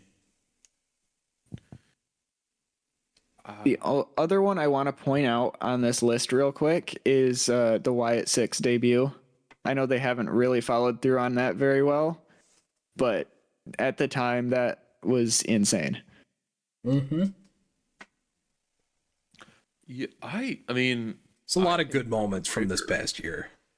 like Yeah. Braun's breaker spearing I Show Speed. I think Speed is still feeling that today. Oh, I would. That looked like it hurt. He didn't hold back. He shoot tackled him. Yeah. Oh, no, that was amazing. Like, that was all like that was not even like any. That was not like a show thing. That felt like it was a real. Like he was actually pissed off at Speed or something. Right. Like it hurt. Like it looked like it hurt a lot. I mean, I'd still be hurting if I was Speed right now. I'm sure he probably. Oh, is. yeah. But I think that's a good. I think that you're right about the Cena turning on Cody Rhodes is by far the best. But like looking at all these choices, like Dominic turning on Rhea, that's amazing. That was amazing. Like Tiffany Stratton, Money in the Bank cash in was also solid. I thought that was great, and it made Tiffany Stratton it made it much better for her character in the WWE universe too. I think. Right, and the fact that it was on just SmackDown too, and not at some major PLE, like we were all saying, oh yeah, she's gonna cash in at War Games. She's gonna cash in. They drew that cash in way too long though. They did, and that's what kind of ruins it a little bit. Yeah. Yeah. But Priest cash in was phenomenal. The was whole great, thing surrounding, I mean, Drew's. I mean, and that was obviously the McIntyre Punk feud there, but just Priest being able to capitalize on that was phenomenal. Yeah. Well, we were joking about it too, like how quick that Money in the Bank cash in was, Yeah. and like we're like, when is Tiffany's gonna happen? It's like we're waiting. So I think that's. Right. Like that happened so quickly and it was kind of funny. Which I mean, they said that was. I mean, I knew it was going to happen. So, they kind of like Damian Priest kind of said like, okay, it's going to happen if this happens. So, Yeah. But yeah, I would say John Cena turning on Cody Rhodes is the, my favorite OMG moment of the year. Definitely. Any other thoughts on that? Nope. Right. Nope, don't think so. We're getting into gang warfare, the faction of the year. We have the OG Bloodline, the Judgment Day, the New Bloodline, the American Made, and Damage Control. And the new Bloodline, which they should make that. That'd be funny. But The newest bloodline. the new Bloodline. They should make that. But you're forgetting about the new bloodline. True. Hey, when Jacob Fatu turns on Solo, we're gonna get a new bloodline, another one. Yes. Indeed. Thank God. Yes. It's going to happen for sure. It's gonna be like NWO levels of just factions on factions on factions on factions on factions on factions. You know, And they're all going to be upset with each other for one reason or another. And Judgment Day should also really be the new Judgment Day too, I feel like. Yeah. Yeah. I don't know who wins this one. I guess maybe OG Bloodline. I feel like is the best out of all of them. As much as I really enjoyed the Dom and Liv stuff with the Judgment Day, the rest of it I've just been like, and we'll talk about it next week next time with the what I'm presuming is going to be the IC title match with Finn and Dom and all of that. But I just haven't been feeling it for the Judgment Day. Fair. Not really. It seemed like it's just a bunch of people like that don't like each other anymore. So it's kind of like not even really a faction at this point. Yeah, Judgment Day as it stands is kind of split in half. You have Dom, Liv, and Raquel, and then you have Finn, JD, and Carlito's here to say that's cool. Oh yeah, Carlito's kind of there. He's part of La Familia. He's in the middle. Yeah, it's all right. Yeah, that's cool. Cool. Yeah, OG Bloodline for sure. That's definitely the winner in my opinion. I mean, Damage Control is okay, but OG Bloodline is, I think, levels above everything on the list. See, I'm actually going to go the opposite direction, and I'm going to say the new Bloodline. Ooh, okay. Because here's the thing with the OG Bloodline, and I'm not saying this to shut you guys down or anything, because that is a solid answer. The OG Bloodline lasted like 2 months. October to War Games. You're not wrong. And then it was kind of done. It was a good 2 months, though. It was a good 2 months. But if you think about all that the new Bloodline accomplished, and then, introduced the star that is Jacob Fatu. Yeah. And you know what? Tama Tonga's gotten over with the crowd, too. With his whole yeah right thing. I think they, at least running through the list here, like I said, OG Bloodline lasted like a month and a half. Judgment Day has kind of gone through it the entire year, lost the tag belts, split in half, did not have a good year. American Made has been solid. They've been solid, but they've been jobbers to the stars. Right. And then Damage Control really went through it the entire year, too. There's been a lot of injury problems with Damage Control, though. Asuka's still out. Kairi's been out since December. Dakota Kai was out like 3 times. Right. I'll say I think I hold them a little bit higher than like the Judgment Day and American Made, purely because of the surroundings of WrestleMania 40. With Io Sky with the title and the Bayley program, I thought was pretty good. For sure. But yeah, my answer is the new Bloodline. Okay. Nothing wrong with that. Hey, I respect it. I respect it for sure. Now, we can pivot off of factions and go with tag teams, which there's quite a few on here, so I'll go through them. You have DIY, Awesome Truth, A-Town Down Under, Jade Cargill and Bianca Belair, Motor City Machine Guns, The Bloodline, The War Raiders, The Judgment Day, The Street Profits, and Liv Morgan and Raquel Rodriguez. I forgot that the War Raiders came back. They're the current champs, too. What? Are you serious? Yeah. I've been watching Raw every week, by the way. I just want that to be known. I've been watching Raw every week. And I kind of forgot that they were the tag champs. Yeah, Raw's tag team division is just non-existent. Yeah, to the point that I don't even know if I can pick a team here. And I'd say the same with SmackDown. I mean, SmackDown's tag division has been pretty good as of late. It's been better than Raw's, but I still kind of... I don't know. I don't know who the SmackDown Tag Team Champions are.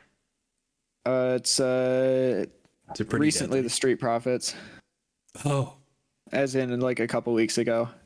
But Oh, it that's was cool. DIY for a time. nice. Heel DIY. I swear I'm keeping up with the product. Uh, It's just the tag division is it's just the tag boring and division. lifeless. It really is. And it's terrible to me because Motor City Machine Guns is on there. They showed up, got a tag team reign, and are now just like, I feel like they're part of the furniture. You know Yeah, what I for mean? sure. And it's just like, man, it's a shame. On that note, I will probably pick Jade and Bianca. Because I feel like that story has been the best out of all of the tag team stuff. That's where I was gonna go as well. Was That's my Jade pick. and Bianca. Just because, I mean, if you think about the women's tag division kind of as a whole, it's not really, it doesn't have a whole lot going for it. But you know, you have a big star like Bianca Belair, you have a fresh newcomer, you know, big star like Jade Cargill in the tag division, and all of a sudden, you know, things start lighting up a little bit. And to be honest with you, one of my favorite matches, or one of my favorite tag matches of the year, was the Clash at the Castle triple threat tag match. Oh, yeah? Yeah, I you really go. enjoyed that one. So Yeah, they always mean- put on really good matches, so. yeah, and the way they kind of elevated the division a little bit more was good. We'll see if We'll see booking if it can follow stays that there. up with Liv and Raquel, but I mean, the problem that I've got with the Liv and Raquel stuff is I feel like they are excellent tag champs, but they're just caught in the middle of this Judgment Day vortex that just will not end. right, yeah, for sure. But yeah. I'm with you guys on Cargill and Belair for sure. I don't see, yeah, definitely that tag team is definitely gone. I feel like that's not going to happen again for a long time if it ever does. Oh, yeah. In recent events, but I think that was the most entertaining one on the list. I mean, Awesome Truth also. I mean, I feel like they didn't do much per se, but I think just, I mean, I'm an R-Truth stan, I guess you can call. I guess is that what they call those people? But I'm Right. definitely like a big fan of R-Truth. So I think, and then Liv Morgan and Raquel Rodriguez is good too. I mean, there's not really a bad. I guess I wouldn't say there's a bad answer, but I think I would say Jade Cargill and Bianca Belair is tag team of the year, no question. Yeah, I was going to say Liv and Raquel is probably my second choice. Just because they've been kind of incredibly entertaining. And then in their matches, they've got this like Shawn Michaels and Diesel kind of thing going. And I really like that. Right. And they've honestly they've only been tagging together for a couple months at this point. I know obviously they were partners before, Right. but they've had two of the best tag matches that we've seen in a hot minute. The one with EO and Dakota back in January, I want to say that was. And then the match where they won the titles with Bianca and Naomi. That match was phenomenal as well. So I could, if they were around for a little more time at the same consistency, then I could definitely put them up there. But for now, it's Bianca and Jade. Yeah, definitely. All right. If we're ready, we can move on to rivalry of the year. Let's go. There were some good ones this year. Some very, very, very good ones. So we have that the current list is CM Punk and Drew McIntyre, Roman Reigns and Cody Rhodes, Liv Morgan and Rhea Ripley, Damian Priest and Finn Balor, Kevin Owens and Cody Rhodes, Nia Jax and Tiffany Stratton, and Bloodline versus Bloodline. So old Bloodline versus new Bloodline. It's Punk and Drew, right? It's Yes. Punk and Drew. Yeah. Yeah. No question. Yeah. I mean, that's the best one. And they're still going at it to this day. It's amazing. I love Right. it. Yeah, I loved the shot from SmackDown the other day when Punk is walking to the ring and Drew got choke slammed through the car windshield, and he's just like laying there. Punk just stops and looks at him for a second and chuckles and keeps walking. That was great. That feels like one of those just lifetime feuds. Like whenever, and I'm hoping and praying here that eventually we get to see CM Punk and Cody Rhodes. Whoever comes out of that with any kind of belt is going to have to contend with Drew. For sure. I hope it's Punk. Oh, that would be great. Like a year or so down the line. Right. And just be like, I can't stand you, and I can't stand that you have that belt. I'm coming to take it. Yeah. Let's go. All roads will lead back to Drew McIntyre. All roads will lead back to him. It's got to. For storyline wise, it's got to. Now, where you go after that Hell in a Cell match, I don't know. Yeah, they kind of capped it there. Yeah. Maybe you do another one. I'd be fine. Hey, I'd be fine with that. I'm okay with that. Death match? Yeah. I don't think that the WWE is going to let us have a death match, but, maybe. But fantasy booking, Exploding barbed wire death match. No, I'm kidding. One thing I do want to also point out on the Rivalry of the Year, I did like the Roman Reigns and Cody Rhodes when they worked together for a little bit. Yeah. I thought that was cool. And like the video where they're both at the Georgia field. Yeah. That was so good. That was awesome. That was a really cool moment. And I think it was just cool. Like it's like, okay, we hate each other, but we have a respect. We can, okay, it's like, okay, well, it's kind of like, it's like, I can't fight side by side with an enemy, but can I fight side by side by a friend? It's like, I could do that. Like in the Pirates of the Caribbean. Yeah. It's kind of like that. I thought that was kind of a cool moment. Indeed. Yeah. My last thought about this category before we move on, I would put Liv and Rhea up there if it stopped at Bad Blood. Yes. Everything after that was obnoxious. Yep. So, Bad Blood, first of all, the finish of Bad Blood should not have been what it was. And I know that there was a botch, but whatever. And then it should have just ended. We didn't need to, because Bad Blood was October. Yep. And Rhea breaks her face. War Games has to happen for some reason, which it doesn't have to happen if there's no story for it. Right. Which there kind of wasn't. There definitely wasn't. Was Jade in the War Games match? No, she got taken out a couple weeks before, and that's why people were speculating it was Bayley that did it, because she inserted herself into the War Games match. Right, that's right. But, I mean, we didn't have to drag that all the way to Raw Netflix, Right. That was October. Oh my gosh, remember the theories saying they were going to drag it till Mania? We would still be stuck in that vortex. Oh my gosh. Right now. If they took it to Mania, I would turn off. Which is a shame, because I would be missing some cool stuff. Right.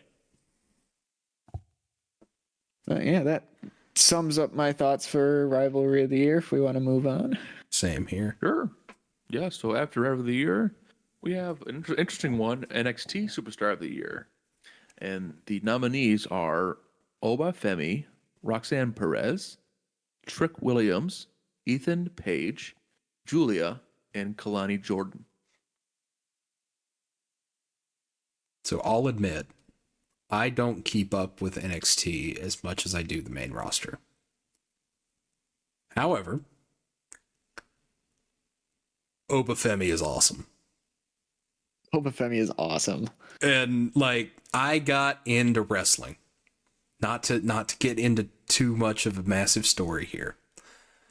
But I got into wrestling because we went to a live event here locally. And the guy that sold me on wrestling, or the guys that sold me on wrestling, were Big E, the Bludgeon Brothers, which was Luke Harper and Eric Rowan, and Samoa Joe. What's That's a the lot of common meat. denominator there? They are big dudes. So, Obafemi for me. Roxanne, Okay. quick second. Like, excellent, but Obafemi. Yeah, see, I'm gonna flip the script on you, but essentially say very similar things. Roxanne's my one, with Obafemi right up there.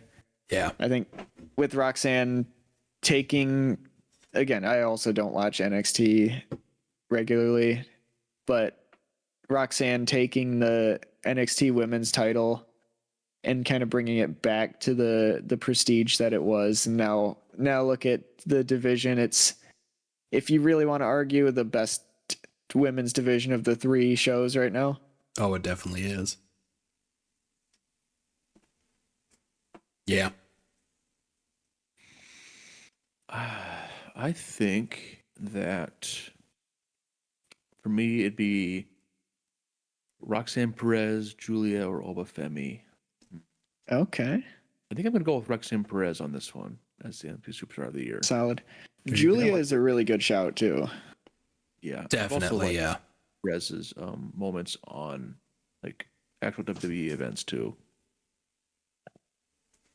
Yeah. I will say there's a notable omission in this list here, and it's your current NXT Women's and NXT Women's North American Champion, Stephanie Bacquer.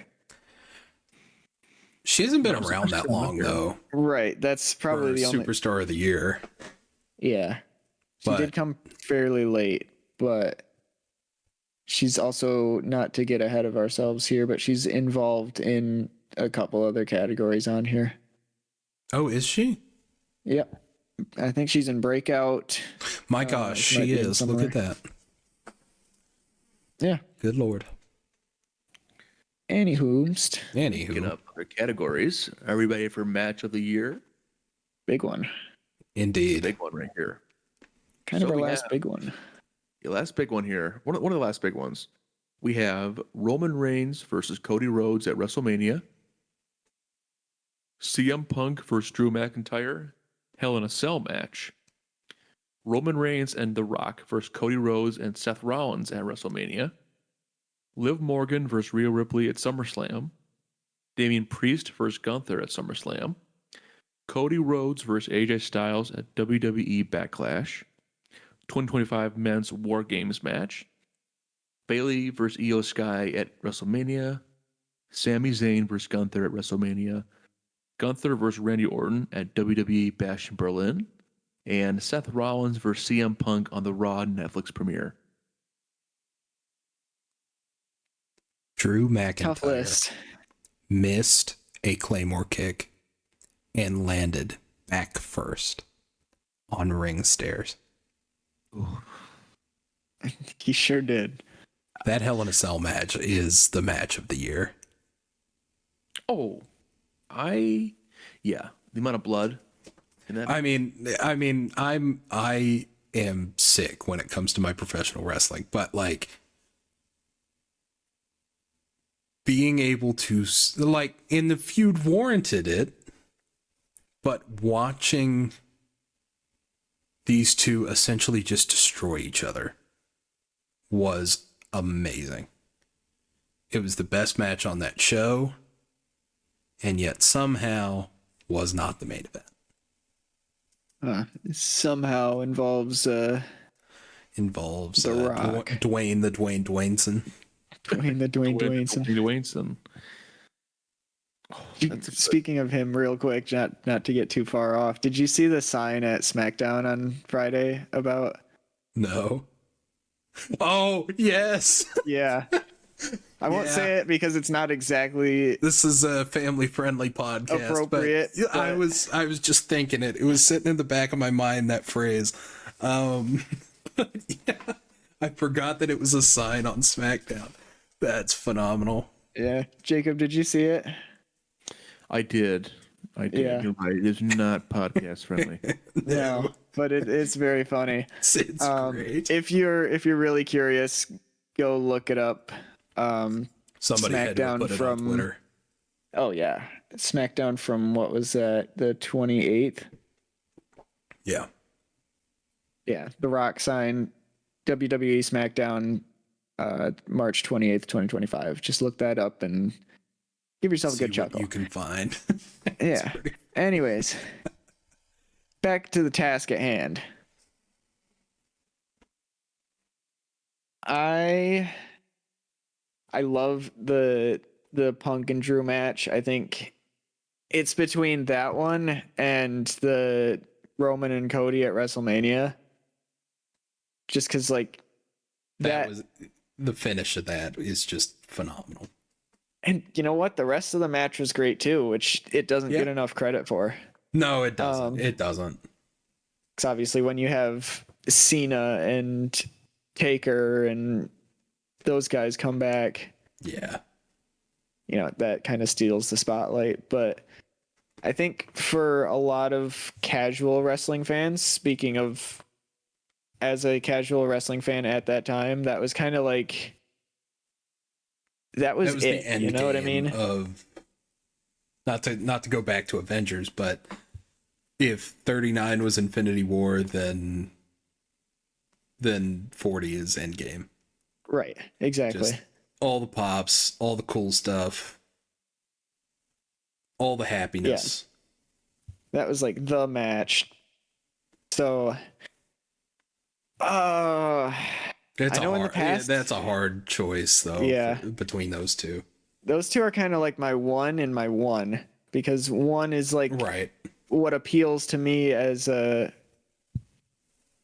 just a play for the pop kind of wrestling fan. Right. And then there's this match was excellent kind of thing. You know what? Since I have to make a decision, it is Punk and Drew. That's it. That's my decision. Yep. That's my pick too. I mean, that's hard not to pick. Like, just from start to finish, it was a amazing match, and you can see like the hatred wasn't scripted. It felt like it was real, true hatred for each other. Yeah. The Liv Rhea match is another one that I really enjoyed. I think, was that the one where we were kind of taken out of it when we were watching it live because we thought, oh gosh, Rhea just injured her shoulder again. Mm-hmm. Yeah. Yeah. Yeah, I need to rewatch that match because, I'm sure it was a great match. Obviously, it's being listed here, and it's Liv and Rhea, who are both extremely talented. But like you said, we were also taken out of the match because of that angle. We were trying to figure out, is Rhea really injured? And, if so, what's going on? That couldn't really focus on half of the match. Right, but I think that's also part of the match, right? Is if Liv, injured her shoulder to that extent, if she's selling that well, then it's going to draw us into the match more. And there's a line there, I think. And this is somebody that has never wrestled a match, has never taken a bump or whatever, right? But like when you're, as a consumer, when you're watching it, there is a line where if you sell it to the point that we think it's a shoot, it takes us out of it. And that kind of crossed that line into, oh, wait a second, is this real? Is it not real? But that's the fun of professional wrestling. Indeed. Indeed it is. All right. Are you guys ready for WTF moment of the year? This is probably the dumbest category on this list. Let's do it. Yeah, and I have no idea what to call for this. we might speed run these next two here. Yeah. Okay. Yep. So we have R-Truth calls Triple H. I think it's pronounced Ciampa or Ciampa. Oh, Ciampa. Yeah. Ciampa. Okay. Kevin Owens car interviews. Oh, that was silly. Those were fun. Chelsea Green goes into the dumpster. Dominic Mysterio in the shark cage. I Show Speed with Logan Paul at WrestleMania. LA Knight and Logan Paul's pool. R-Truth wrestles with John Cena. Rabid Noises from Tama Tonga. Jacob Fatu, I Love You Solo. And the Wyatt Six debut.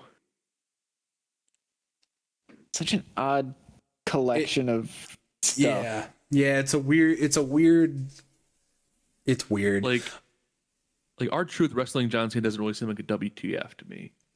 Right, yeah, that's kind of like more of a wholesome, That's like, you know. that's so cool. Right.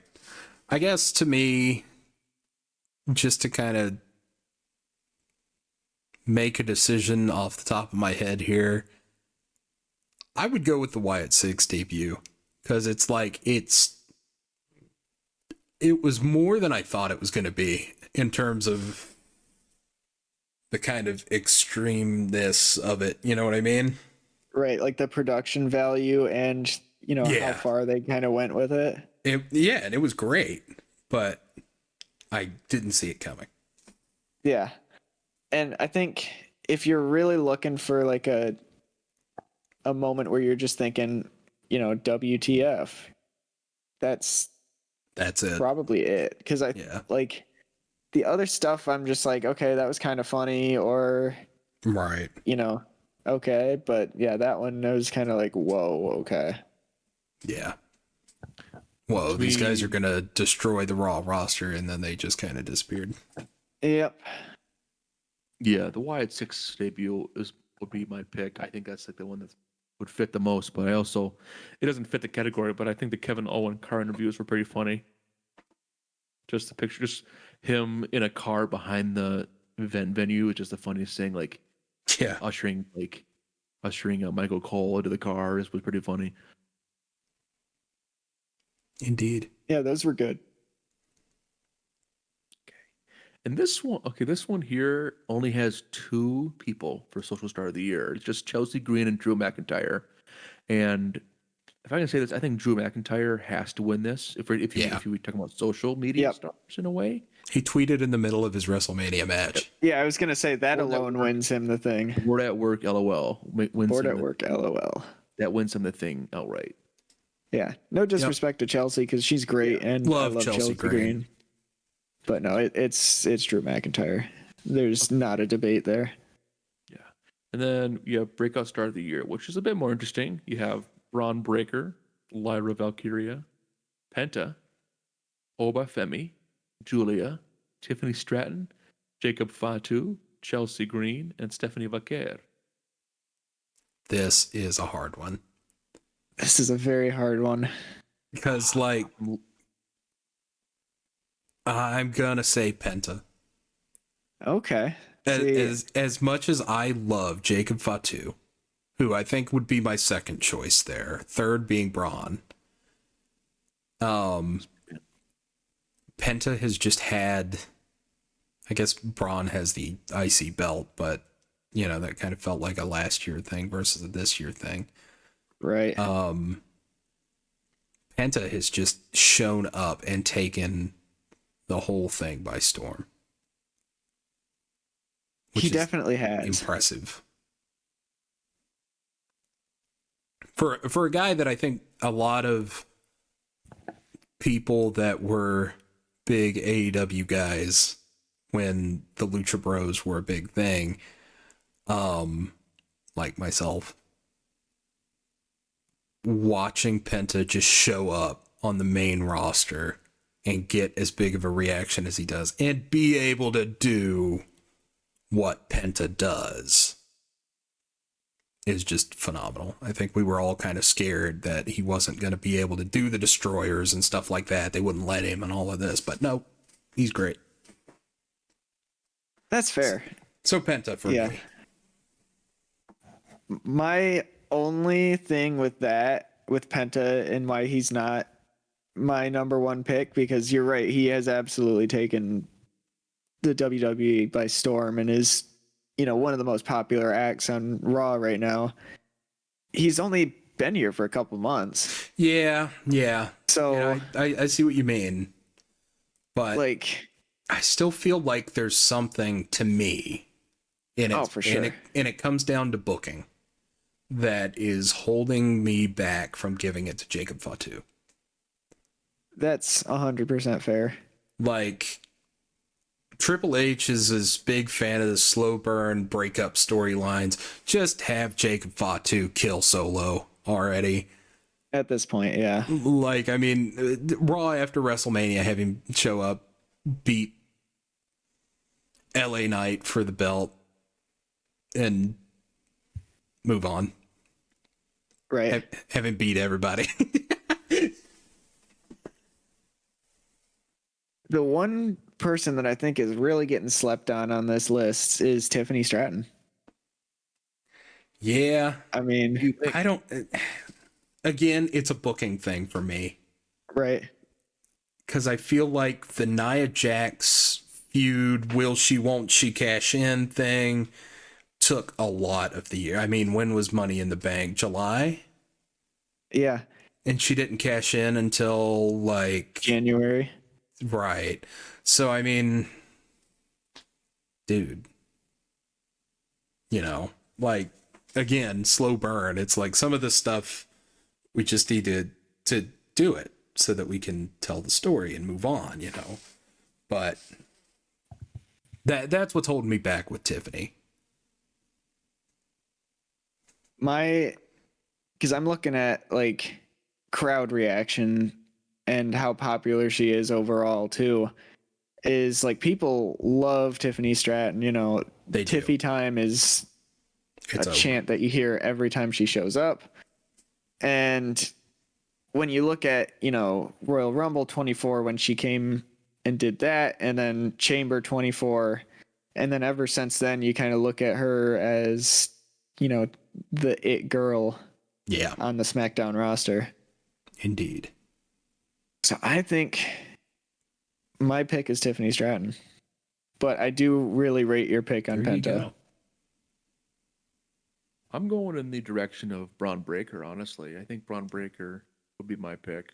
So but I That think was my it'd be like three. Braun Breaker, Ron Picker. Penta, Fatu. Braun Breaker. would be my top three on this list, and then Tiffany Stratton, I think, would be my four. But I think Braun Breaker takes it for me on this one. Yeah, Braun Breaker's a really good pick too, because I know we've had this discussion several times where we kind of looked at each other and we were like, yeah, this guy's the future of the company. Yeah, definitely. Like, I would say that if Jacob Fatu is not in some kind of title match come SummerSlam or holding a belt, something has gone incredibly wrong. Agreed. Absolutely. Or I guess grudge match with Solo at SummerSlam, but I would do that. I would have done that at Mania.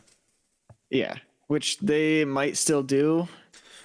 They need to move it along if they do. It needs to happen on Friday. Right. Yeah. There's a lot of stuff that needs to happen on Friday, but probably won't. Yep. It's just like there's a lot of stuff that needs to happen in the Fantastic Four movie that probably won't. Yeah.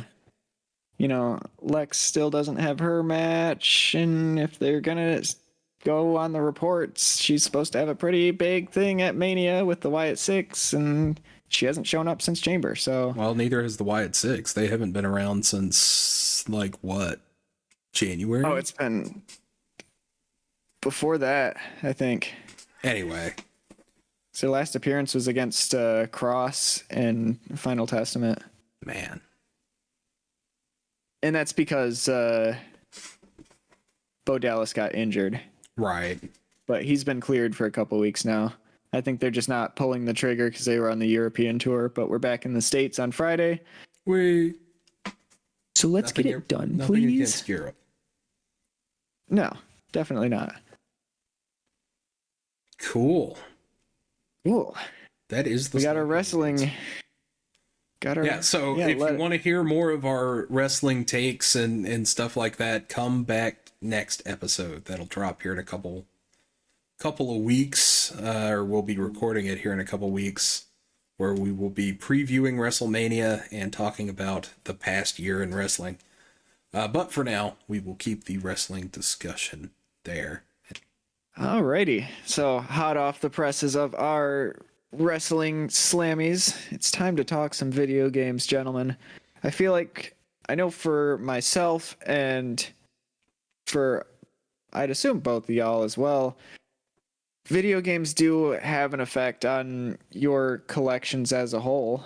I mean, Oh, yeah. I know for me personally, with the whole Pokemon card thing, I would not have cared about Pokemon whatsoever had I not, fallen in love with the game franchise. And now suddenly I have several binders full of Pokemon cards next to me that I've spent hundreds, if not thousands of dollars on.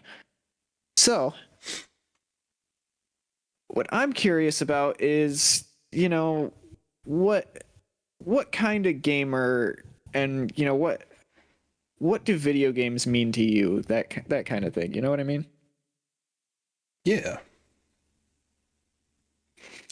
I mean, video games to me it's an art form not unlike movies to me. I play a lot of the single player kind of story based games, and it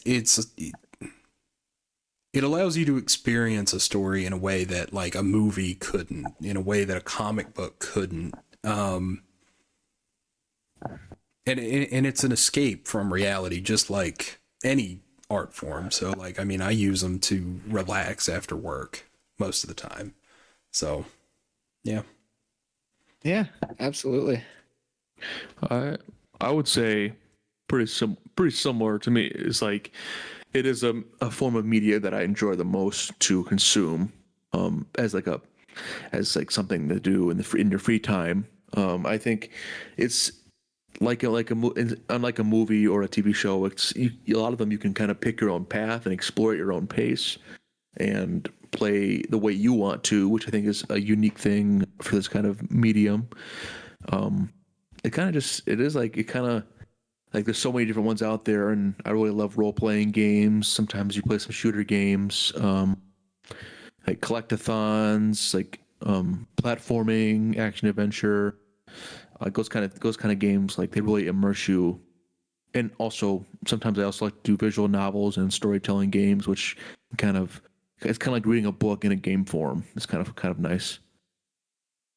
So you pretty much are like covering all your bases when it comes to game genres, it sounds like. Yeah, those are my genres I usually lean towards. I also do like horror games too. Those are good as well. We love a good horror game. Yeah, horror games are fun too. I think it kind of depends on your mood, like the way how you're feeling, like which kind of game you want to play. And there's so many different ones out there, which I think is nice to have a huge variety of games to play. Right, for sure. So are you more like single player, co-op, mix of both? Uh, Mix of both. I would say single player more often than not I would play, but if I'm playing some co-op games lately, and you finding a good group of people to play them with is always important, and it's always fun. Like playing Rivals lately, we play Rivals sometimes, and playing Minecraft occasionally, and Fortnite. Those kind of games are fun too. For sure. That's kind of where I'm at too. I span across a few different genres. I think if I really had to say, like your FPS game or your third-person shooter game is probably the genre I lean to the most. The Black Ops 6 and Fortnite and Rivals probably are, some of the main games I'm playing. But I do love me a good, over-the-shoulder story game. Or even a first-person role-playing game, or I'm willing to branch out, and like you said, we love a horror game. It's kind of just play it all, whatever I'm in the mood for. See, I'm not big into the horror games purely because like it kind of comes back to I play video games to relax, and Right. horror games are not relaxing to me, at least. Oh yeah, no, definitely not. But yeah,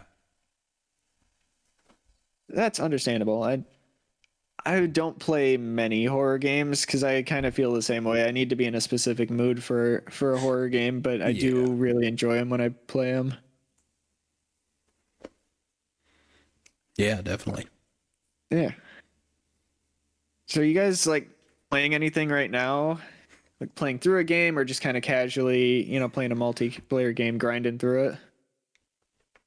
Jacob, I'm going to let you go first because I'm afraid that mine's going to lead into a rant. Oh no. All right. So yeah, quite a few things actually. Marvel Fortnite, like I said before, play those a lot. I play the Persona game sometimes. I also play.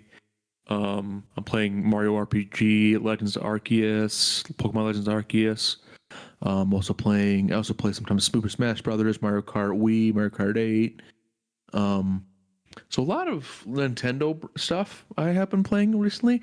Like I picked up my Switch more this month, I think, than I have in the past like 3 months. I don't know why, but I have. And then on the computer, yeah, it's kind of Fortnite or Fortnite, Persona, sometimes Zenless Zero. Yeah, that's kind of my main things I've been doing right now. Okay. Okay. Well, I guess I will go real quick then, Garrett, if you're going to launch into a little rant. I'll try not to, but if we get in a conversation about this game, then we might be in trouble. Understandable. So yeah, I'm with you, Jacob, on the Fortnite and Rivals. I know we were just playing Rivals last night, and we tend to play at least a couple times a week.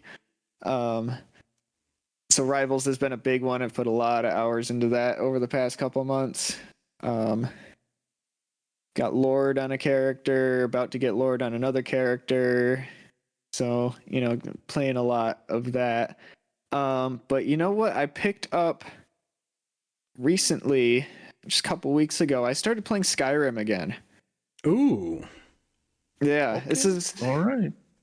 kind of like I don't want to call it my third playthrough of it, but it's essentially my third playthrough of it. I played it on the original 360. I played the anniversary edition on Xbox One, and now I'm playing through the PS5 version. And yeah, I love that game so much. I So won't that's lie been to fun. you. I have trouble with that game, and I'm not exactly sure why. Interesting. Yeah, it's weird because like I like the Fallout, like the Bethesda style of game, if you will, but I just something about Skyrim. I'm not sure. Interesting. But maybe I just need to sink more time into it. It's definitely a little bit of a slow burn. The start kind of like once you get past the whole Whiterun stuff, Yeah. you're kind of more free to do what you want. And that's kind of where the game opens up, and you can go kill dragons or raid dungeons or follow the story, Dragon. Okay, so I just need to sink more time into it, is what I'm hearing. Yeah. Oh yeah, dude. Because yeah, I get about to the Whiterun part, and I'm like, there's some other games I want to try right now. Right. So I won't rant on it or talk about it too much more because I feel like there is a possibility for me to be talking about it a little bit more here in a bit. oh, Maybe not. We'll see. We'll find out. But then I've been on and off playing Black Ops 6 as well, mostly the zombies mode. We got a new map coming. By the time this episode releases, the new map will be out. And it's looking good, I must say. But zombies is such a big part of my identity as a gamer, honestly, that like I have to play it. It's going to be about time for me to reinstall the game. Oh, did you delete it? I had to. Too much storage on it. It took too much space up. We completed the Tomb Easter egg, and you were like, "All right, that's it for 2 months." Yes. Oh, zombies is the best part. Oh, easily. I got to come back for the Easter egg. You gotta come back, especially because I think I told you a little bit about what might or might not happen, but yeah, you're gonna want to come back for this Oh one. yeah, I'm excited. I'm excited. But yeah, that's kind of what I've been playing. I actually, for a short while, there's this game called Raven's Watch. Um, it's like a roguelike. It's roguelike Red Riding Hood, which is interesting. Yeah, that sounds Um, interesting. Kind of, in a way. There's a lot more to it than that, but one of the playable characters, like kind of the main character, is a little Red Riding Hood that turns into a werewolf at night. Ah. But that's a fun game that I need to play more of. And I think it's really underrated. I got it on sale because I thought it looked interesting, and I sunk a little bit of time into it about a month or so ago. But yeah, that about wraps it up for me. A lot of multiplayer games recently.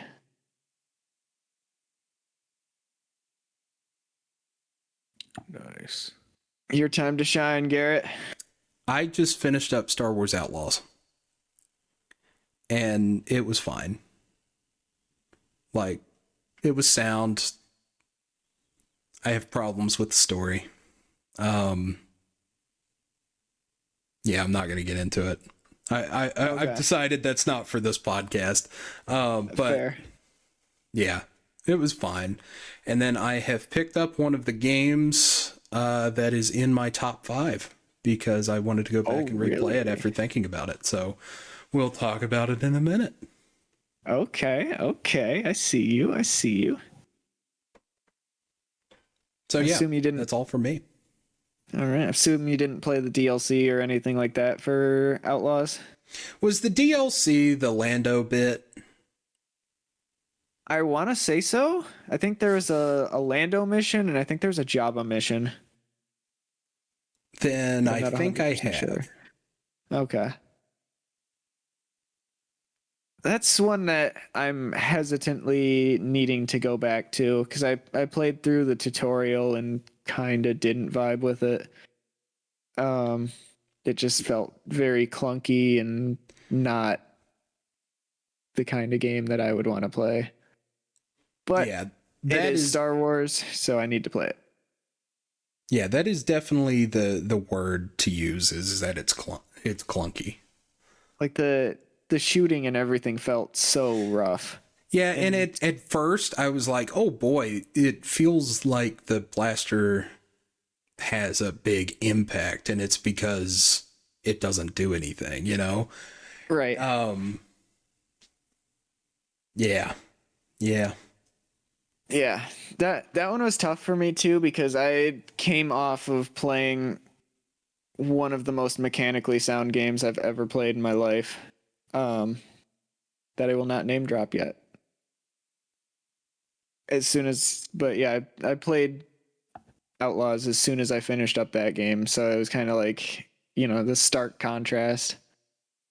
Right. But speaking of this next segment, we are going to go through our top 5 favorite video games, and I want to specify this is our favorite games, not games that we think are, objectively the best games ever. Yeah, completely just our favorites. Here.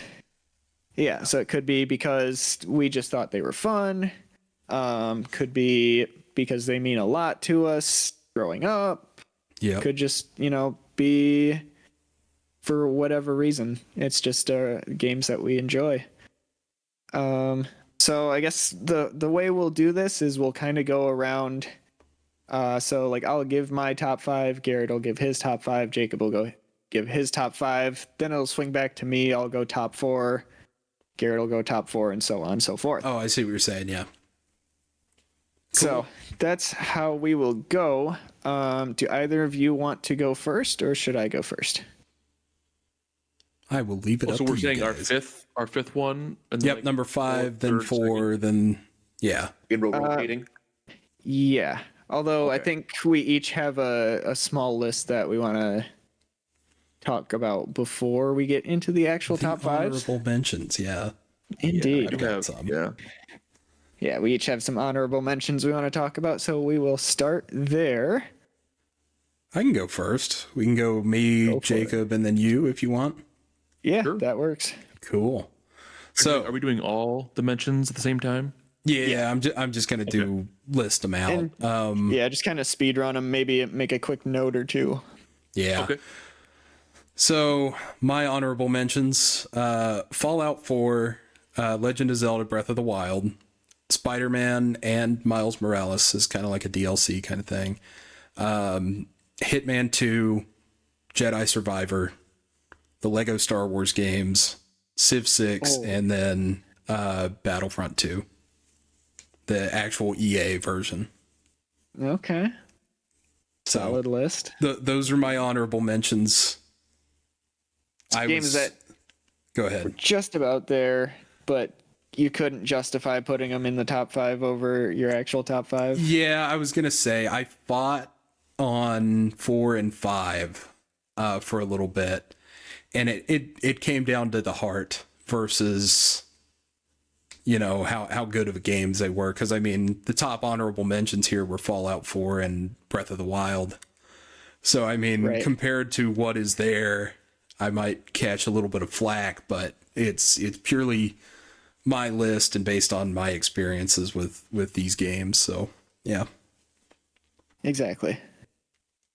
Interesting list. I'm curious to see what the top 5 entails, because you dropped a couple that really had a contention for my list as well. Yeah, Breath of the Wild was the big one that the big reason that I think it's on honorable mention, not to like go on a tangent here, but I think that the biggest reason is that I don't think I've gone back and replayed it since I beat it. I don't think I have either. I absolutely loved my time with the game, but I don't feel a need to go back. Understandable. So yeah. Jacob, what are your honorable mentions? Good list. Okay, I got a good amount of them. Maybe more, and there probably is more that I just didn't put down, but I wanted to limit myself a bit to the amount I put down here. So we have Pokemon Diamond, Mario Kart Wii, specifically the Wii version. Love the Wii version. We version's great. It's my favorite one, and modding it. I also mod it too, so it makes it better. Oh, dude. It makes it so much more fun. Lego Star Wars, the video games, the 2005 one, the original one. Oh, okay. Oh, wow. Prequels Okay. one. Fallout New Vegas and Fallout 4 I put on here.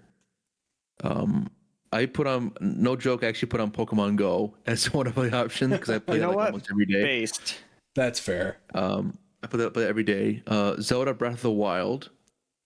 I actually have 3 Zelda games here. I have Zelda Breath of the Wild, Ocarina of Time, and Wind Waker on here.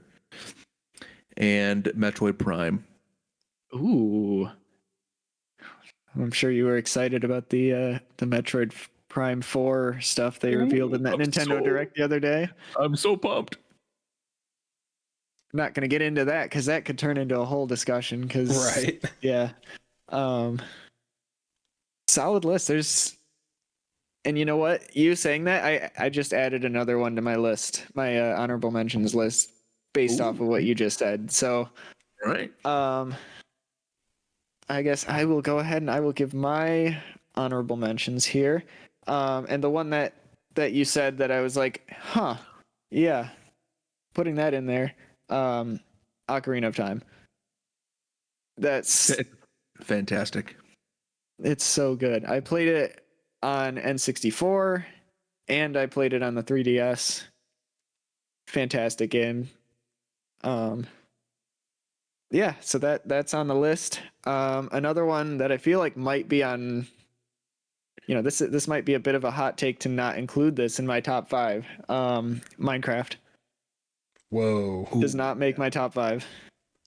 But, and this is a topic we'll talk about down the line. I think we have it in our topics list of Minecraft transcending time. So I'll talk about my feelings with Minecraft there when we get around to it.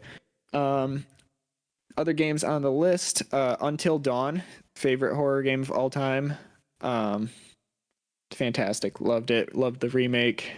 Ghost of Tsushima, fantastic. I need to play that one. I didn't even. You gotta I have. play it. I have it. Actually, I bought it. I haven't played it yet. Oh, I gotta play that. Dude, it's so good, and I'm very excited for Ghost of Yote that's supposed to, I think, come out later this year.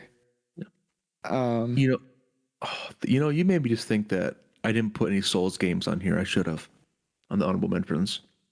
Well, there you go. Now they're on your honorable Yes, mentions list because they you are said now. it. So, They are now. and then the last game on my honorable mentions is Nier Automata.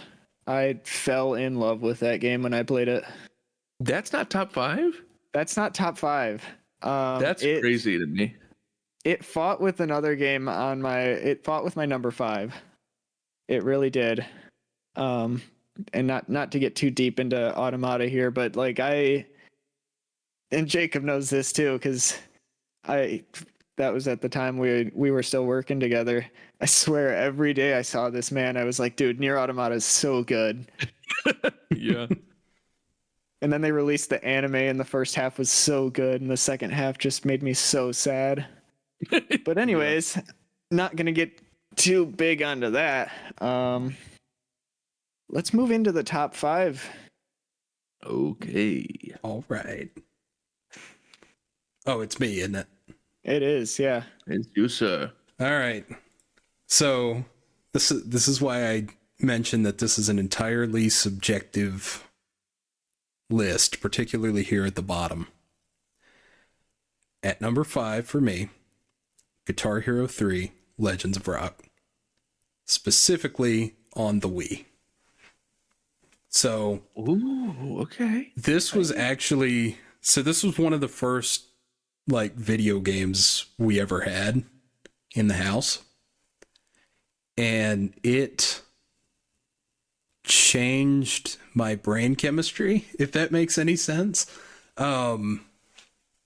This was the game that inspired me to play guitar and launched, something that has kind of defined my life, I think. And then also it's really shaped my taste in music, and the track list is absolutely insane from this game. Oh, it is. Yeah, I've seen it. It's nuts. It is. I mean, I have the list pulled up in front of me. I mean, even in the first 3 stages, it's like Bulls on Parade from Rage Against the Machine, Mississippi Queen from Mountain, Cream, Sunshine of Your Love, all the way. It's got ZZ Top, Guns N' Roses, Santana.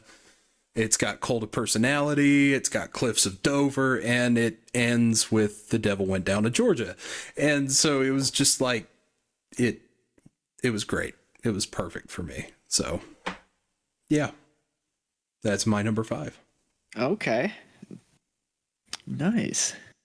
That's a good choice. I like that. That's a very good choice. Yeah, it's a fun one. It is definitely a fun one. I wish I had gotten good at Guitar Hero, but I just never did.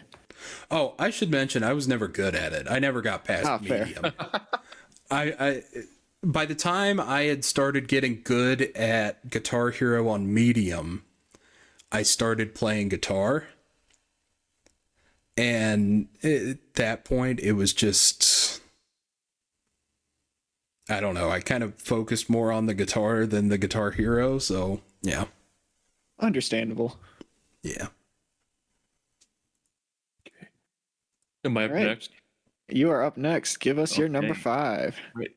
Number 5 is Pokemon Heart Gold, Soul Silver. Based. Number 5. That is my favorite Pokemon game by far. It's Soul Silver. I played that as a kid. The Pokewalker you had, that came with the game back in the day. You get the Pokewalker. I would walk with that thing all the time and put Pokemon in there.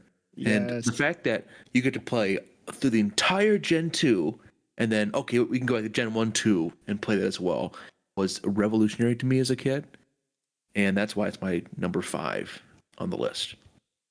Okay, very solid choice. Very, very solid choice. I need to play through that one again because I might have action replayed my playthrough of that game.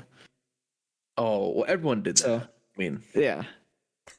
But like top 5 I think accessories, action replay. real. Not to get too big into it, but when that game came out, I guess he's technically my dad's cousin, but we just called him our cousin because he was around our age. Don't ask. He traded me like an Empoleon that was like 30 levels above everything. So I just kind of walked the entire game before, so I didn't really get to experience it. So I need to play it again. Definitely, you definitely do, because it's worth a playthrough. I'm thinking about nuzlocking it. Post game, yes, I love nuzlocking. That's a great idea.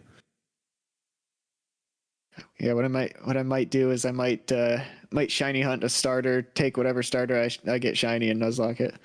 But anyways, that's a discussion for another time because we're looking at top 5 lists here, and we keep getting derailed, and it's entirely my fault.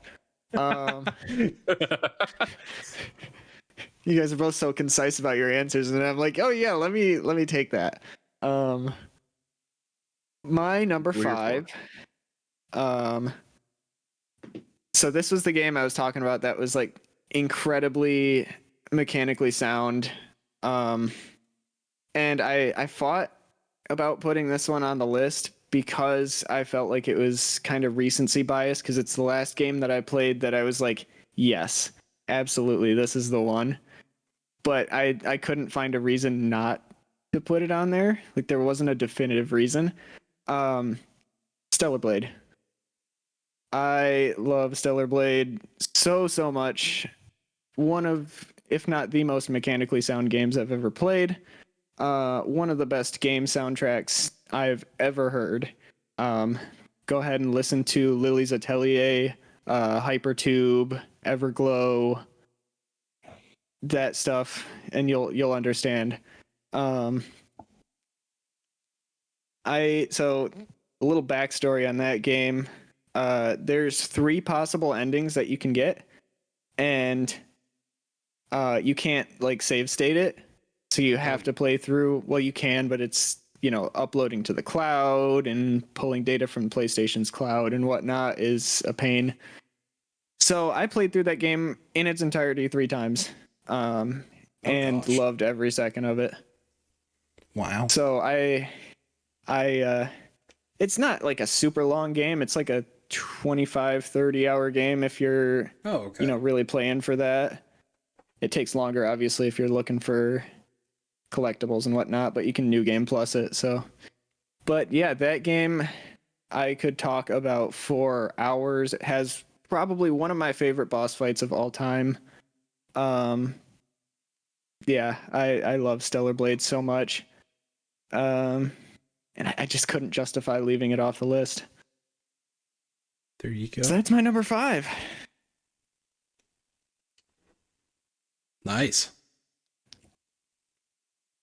Garrett, your number 4, please. All right. So my number 4, kind of contrary to my style that I was talking about earlier, but I think I've just had so much fun with this game.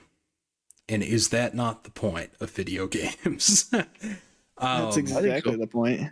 It's Sea of Thieves. So for those that are unfamiliar, Sea of Thieves is a multiplayer pirate adventure game where you and your crew basically just sail around and do pirate stuff. Buried treasure, ship fights, stuff like that. And it's just a fun time. If you put the right crew together, like my crew is normally like my younger brother, my cousin, and somebody else. You get on a big boat, you set your goal to do something, you set a plan, and then the plan goes horribly wrong, and you got to make everything up from there. And that's kind of I think that's the fun part of Sea of Thieves. And Jacob, you've played with us, so you can speak to this, but it can go from 0 to 100 in like 2 seconds flat. Oh yeah, it's a pirate's life for us. Exactly. It's life for us for sure. It's 1 fun. second you have the most valuable chest in the game. The next second you're trying to one of our crowning achievements was outrunning and sinking Twitch streamers, which the Twitch streamers for Sea of Thieves are like good. You know what I mean? Like they play the game really well. We outran Twitch streamers through storms and volcanoes and all sorts of stuff. So it's just a fun game. That's the fun part. It's just a fun game. And I've had so many good experiences with it that I want to put it on the list. So there you go. Heck yeah. Isaac, we need to get you on Sea of Thieves. I know. I agree. I think we played it the one time, and then I don't know if we just couldn't organize anything else, or Yeah. things came up, and yeah, we got to get in there at some point, get a full crew going. Definitely. But yeah, so that's my number 4. Yeah, absolutely. All right. My number 4 is the Call of Duty Modern Warfare 2, the original one. Original Modern Warfare 2. Okay. That is peak Modern Warfare gaming, in my opinion. Or peak Call of Duty, pretty much, in my opinion. I know that's a controversial one. That's not everybody's opinion for sure. But I think that's the first one I played. And I remember playing it on my PlayStation 3. And doing co-op, doing the Spec Ops missions and the I don't know what the map's called, but like you're like in a map where everything is like it's like a museum map. I think that was my favorite thing to do. Yeah, at the end of the campaign, Yes, where you're in like the wax museum. yes, that's like one of my favorite things. Yeah, that's sick. It's to go in there, and then just like the multiplayer in the game, the guns were just satisfying. Like the sounds of the kill streaks were satisfying. I mean, now it's like riddled with cheaters and stuff and dangerous, so which is sad. But back then it was amazing. Right, and like every gun was broken, so therefore no gun was broken. If everyone's super, no one will be. Exactly. If everything's broken, then everything is functioning exactly the way that it's supposed to. Exactly. Working as intended. Yeah. Not a bug, it's a feature. Shout out One Man Army NoobTube. In the Rangers, is it the Rangers that could shoot cross map, or is it the models that could cross map people and dual wield? But yeah, no, that's a solid pick. Indeed. Well, that's my number 4. All right. My number 4, another game that I touched on earlier, and it's Skyrim. I'm putting Skyrim in my top 5. There you go. And it wasn't until this third playthrough that I'm doing right now that I kind of realized that, I have to put this game in my top 5 somewhere. Because as a kid, I watched a lot of the YouTuber Tobuscus. Yeah. He played a lot of Skyrim, and so I really enjoyed watching his videos, so I begged and pleaded with my mom to get me Skyrim, and she was like, I don't know, it's M-rated, and yada, yada, yada. And then one Black Friday day, she went Black Friday shopping and came home and was like, hey, I got you something, handed me Skyrim, and it was a really cool moment. And then just the atmosphere of the game, the story, how deep so much of the lore is. I mean, you got full-blown religions, you've got like full lore on certain like Daedric princes, and there's so much to unpack with Skyrim that you could play it for hundreds of hours and still not even like scratch the surface on all of the lore. And then of course the Dragonborn song is peak video game music. Oh yeah. And then the combat it's so good because you can kind of play the game however you want. It's one of those good RPGs. You know, you could be a guy in there with heavy armor and a great sword. You could go sword in one hand, shield in the other. You could be a stealth archer, as a lot of people tend to do, even if they say they're not going to. Not going to say I've done that twice now, but I've done that twice now. You could play as a mage. I mean, there's so many possibilities of ways to play. Like, it's such a good game, and then with the ability to mod it too, it just unreal. There's nothing better than playing in your room, just your monitors on. You know, it's completely dark. All of a sudden, you hear a dragon whiz by your head. The Dragonborn theme starts playing, and you're just like, you get goosebumps every time. So, Yep. yeah, Skyrim's in my number 4 slot. Yeah, I need to give that game more time. Yeah, it's so good. Cool. So Time then for number 3. Number 3. So I admit, and I apologize if this was not initially supposed to be allowed, but I couldn't decide. So my number 3 is the Batman Arkham trilogy. So I hope that's allowed. I could not pick one over any of them because I think it's a perfect evolution of those games. One leads right into the other, and it's just, they build off of each other in almost every single way, so I could not make a good decision. So, yeah. Everybody says that count. The council will allow this discretion. All right, great. Yeah, so this is actually the game that I have, as of yesterday, picked up, is Arkham City, because I was just thinking about these games, and it's just, I mean, backstory time, I guess. I was always a big Batman fan. They would run reruns of Batman the Animated Series with Kevin Conroy and Mark Hamill as a Joker, and I just always loved that cartoon, and it gave me this, like, deep love for the character. And when I found these video games, it was amazing, because, I mean, they treat the character of Batman with such respect, and it really makes you feel like you're Batman in every single one of the games. But the feeling of being Batman evolves from Asylum, where you're wandering around solving puzzles and stuff, and Prison Break and all of that, to City, where you're traversing the actual Arkham City, and then in Night, when you finally get the Batmobile, which, controversial opinion, I like the Batmobile, although the missions can be a little repetitive. Yeah. And plus the story is just phenomenal. The Joker is actually kind of scary, like the Joker's supposed to be, right? Right.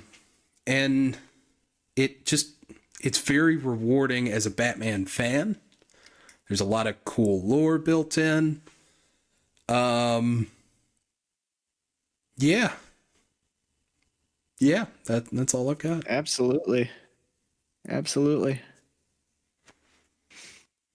Love those really games. Solid choice. Yeah, I've never played them, but I've seen a lot of good stuff about them, so might have to add that one to the list. Yeah, I would definitely recommend them. I would recommend Arkham Asylum, and then if you like that, go through the other two, because I think if I had to choose which one is the best, I would say City is probably the best, but I really enjoyed the story in Arkham Knight. Without getting into too much of it, I enjoy how they use the Joker in Arkham Knight. Yes, there you go. No spoilers. Yeah, there you go. But yeah, that's the way I'm going to phrase that. I really All enjoyed right. it. Good deal. Jacob, your what's number three, please? My number 3 is Red Dead Redemption 2. Oh, Okay. I am on record of saying that if there was a video game I can go back in time and erase my memory and play it again fresh, it would be that game. I am a huge fan of Red Dead Redemption 2, and it looks like it came out quite a while ago, and it looks like it's ahead of its time. yes. Just the quality of it, the voice acting is amazing, the characters look great, and just the entertainment you get out of the game. And it's still like even the replayable value of it, just running around with your horse, or just in the prologue ending of the game. It's phenomenal. I love it so much. Very good game. Indeed. I will add to that later, as we'll see. Ooh. Spoilers. Yeah, spoilers for the end. It's yeah. fine. Oh well. Oh well. Oh well. Oh well. Oh well. Oh well. All right. Isaac, what's your number 3? My number 3, and it's a bit of a controversial one because it released to a lot of dismay and didn't really start getting good until like 6 months after launch. Star Wars Battlefront 2 EA version. Wow. Whoa. Okay. Uh-huh. Yeah, that was in my I love that game. Yep. My hot take is that game in its prime is infinitely better than OG Battlefront 2. I have not played enough of OG Battlefront. I have it on PC, but I just haven't played enough of it to, Right. And maybe that opinion is a little bit skewed because I didn't get to experience OG Battlefront 2 in its prime. I've only had it, the backwards compatibility through Xbox and whatnot. So I haven't really, but the time I spent with Battlefront 2 from EA was nothing short of legendary. I mean, I don't even know what words I can say to explain why I love this game so much other than it fed so far into my delusions as a 9-year-old Star Wars fan. Like, it really spoke to myself when I was, 15 years ago. Right. Like, spawning in on Camino, it's pouring rain. What are those droids called that, the big ones, the squid droids drilling into the side of the building, or on Naboo escorting the droid dropship thing, whatever. Names are escaping me at this point. Right. But escorting that as Darth Maul, and just everything about that game, also just as a fan of first and third person shooters in general anyways, everything there, and in its prime, like when it was dropping new heroes every couple months, and yep, every night I would watch a streamer. He doesn't stream it anymore, unfortunately. He stopped a long time ago. But every night when I think I was in high school at that point, when I was working on homework, I'd throw up his stream. And that game was special to me. And the fact that there's not been a Battlefront 3 is haunting. I agree. That game, and that was another one that I fought myself over, you know what I mean? Because, like, what's the name of the game mode where you're taking the different checkpoints and all of that? And then you go Supremacy? up to Yeah. capital supremacy. Like that's the best I've ever been at any kind of a shooter as well, because I suck at video games. So I remember one time very vividly. I had a playlist of music playing, and I was just sitting there grinding Battlefront 2 by myself, right? And all of a sudden, I'm on a 30-player kill streak while listening to "My Way" by Frank Sinatra, and I'm Nice. like, "This is the perfect way to play this game." Oh my god. Yeah, but it makes you feel like you're. I mean, I was clone troopers more often than not, but it makes you feel like you're a clone trooper, you know? Right. Yeah, no, that if I could rewind time, I would rewind it to, what was that? Like 2019 when that game really got good, 2020 Yeah. maybe. Yep. Yeah, Yep. exactly there. That's where I'd put myself. Indeed. Yeah. So that, without rambling on about it for much longer, because I possibly could, that's my number 3, Star Wars Battlefront 2 EA version. Nice. So, guess that brings me to my number 2, which Sure does. I probably won't talk a whole lot about because I feel like this'll just make sense. Maybe. Yeah. But it's Minecraft. I love Minecraft, you know? I mean, this is part nostalgia choice and then part just I love the game and how flexible it is. Whether you're playing a vanilla single player realm or world, or whether you're playing a realm, or whether you're I'm starting to look into a modded Minecraft server at this point, and it's like there's just so much that you can do with the game, just even vanilla, that it allows me to be creative in a way that I don't have to pay for, as dumb as that sounds. But like something like putting together Legos or like model kits or painting or something like that. There's a upkeep cost to that. You got to buy paints, you got to buy brushes. If you mess up your brushes, you got to buy more. But Minecraft, it's pay me $20 one time and Merry Christmas. You get all the creativity that you want, and you can go as crazy or as not as you want. And I also find it very interesting as with the redstone side of things and the engineer type of thing. It's just always fun. And to get people on board to play multiplayer servers and stuff like that, I think some of my fondest video game memories was, of course, Pandemic, right? But Right. Pandemic, Minecraft realm, we had entire civilizations. There is I think a 15-page document somewhere just explaining the lore of our Minecraft worlds, you know? So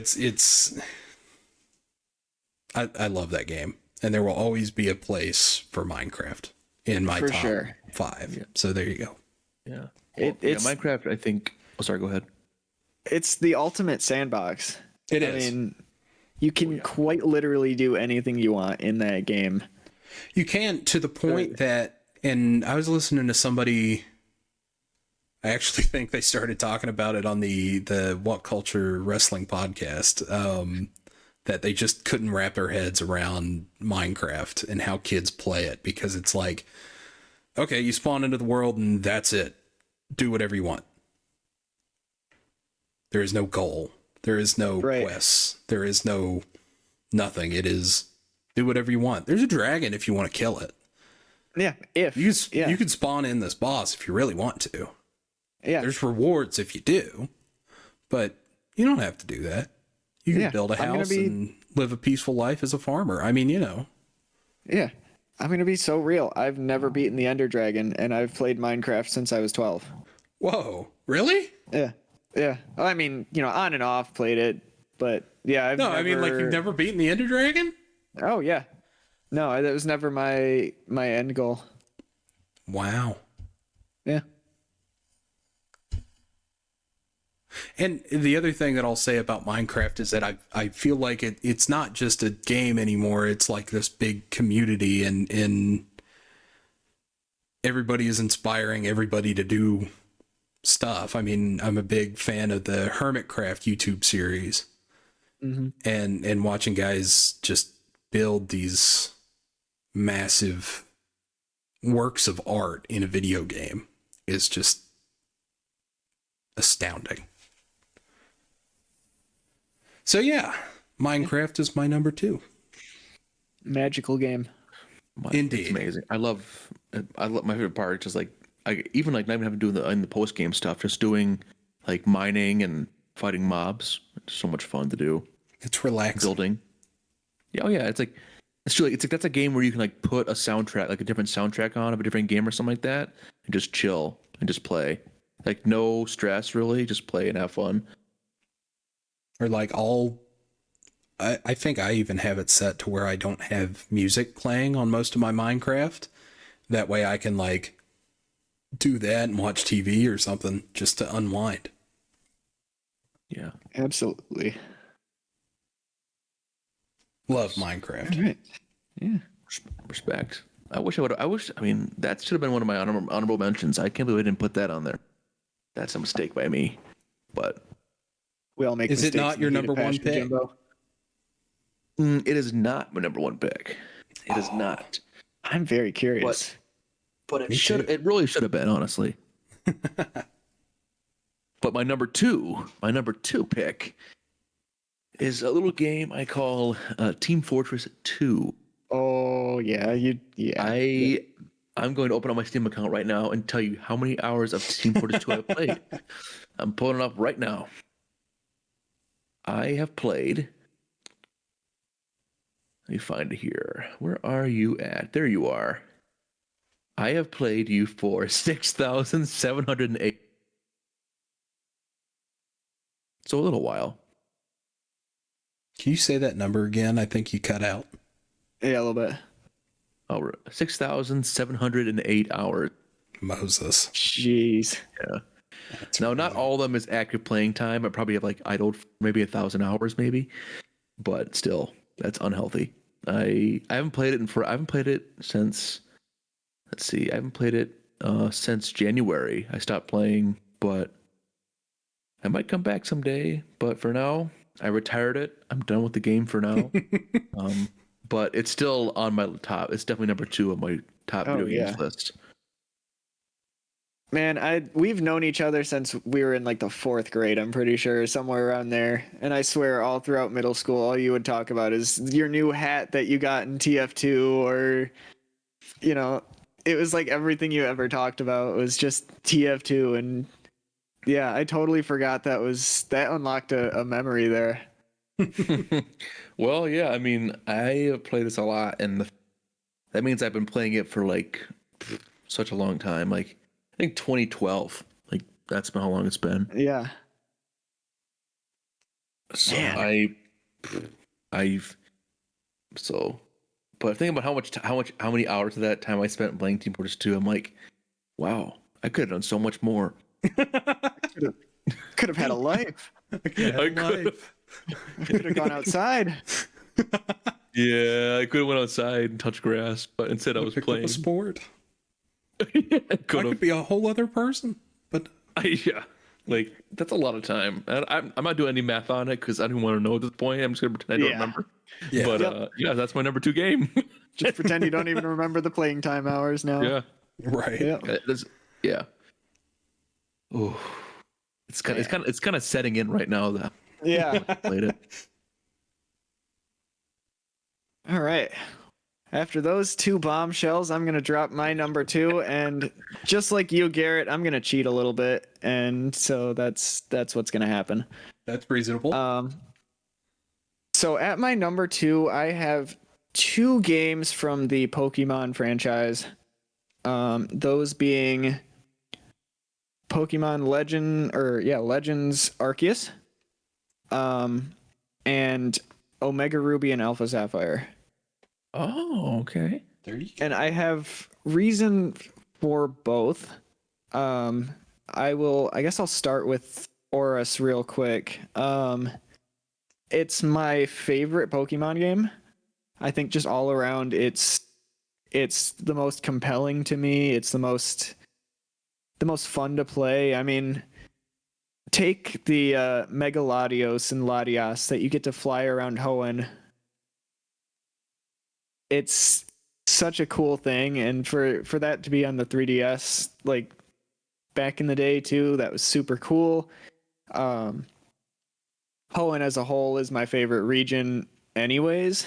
I think it's got one of the best dexes, best starter trio, best a lot of things. But then, you tack on the Delta episode afterwards where Zinnia is like one of the coolest Pokemon characters ever. And then to cap it all off, you ride on top of a Mega Rayquaza into space, smash through a meteor, and fight Deoxys in space. Like, sorry, is that not the coolest thing that ever happened in the Pokemon franchise? Yeah. Like, spoiler warning, but like, that's just awesome. So that is my favorite Pokemon game. But the reason I'm also including Legends Arceus in here is because I fell into a bit of a rut. Actually, right after Omega Ruby Alpha Sapphire's lifespan, once Sun and Moon came out, I wasn't a big fan of those games. And then Ultra Sun and Moon came out, didn't really care for that either. More of a stylistic choice the way they went about it. Not saying they're bad games, just weren't the Pokemon games for me. And then Sword and Shield came out, didn't like those either. So I was kind of in a rut for several years after growing up on Pokemon. It's kind of just like burnt out on it. And even when BDSP, Brilliant Diamond Shining Pearl, came out, and at that time Sinnoh was arguably my favorite region. So I was, stoked that they were getting remakes, and they came out, and I didn't hate the games like a lot of people did, but I was burnt out on Pokemon and just kind of threw them to the side after I beat Cynthia. In walks in Pokemon Legends Arceus, completely changes the way that the Pokemon franchise is played.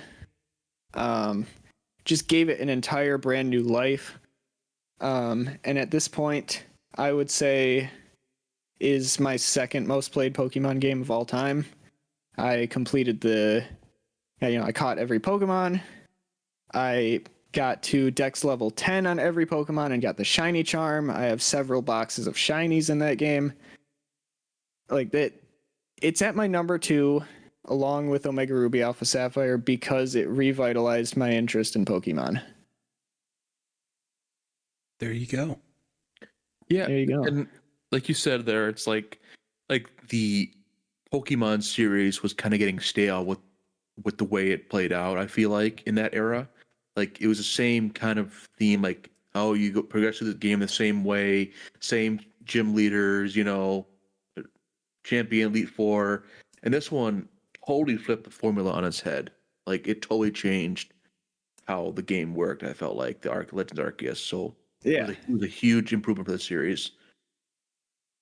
And you know what? I didn't like it at the start. I kind of didn't like the way it played. Like I got through the tutorial and made it probably to Weirdeer, the Weirdeer encounter, and I was like, Yeah. I don't know about this one. It's so weird. And then I have hundreds of hours in that game. Do you have 6,708 hours? I can't say that I do. I can't say that I do. I don't even know if there's that many hours that have passed since that game came out. That's a good point. That was 6,708. Yes. He doesn't want you to do the math. Don't do it. Just do it. You can if you want to.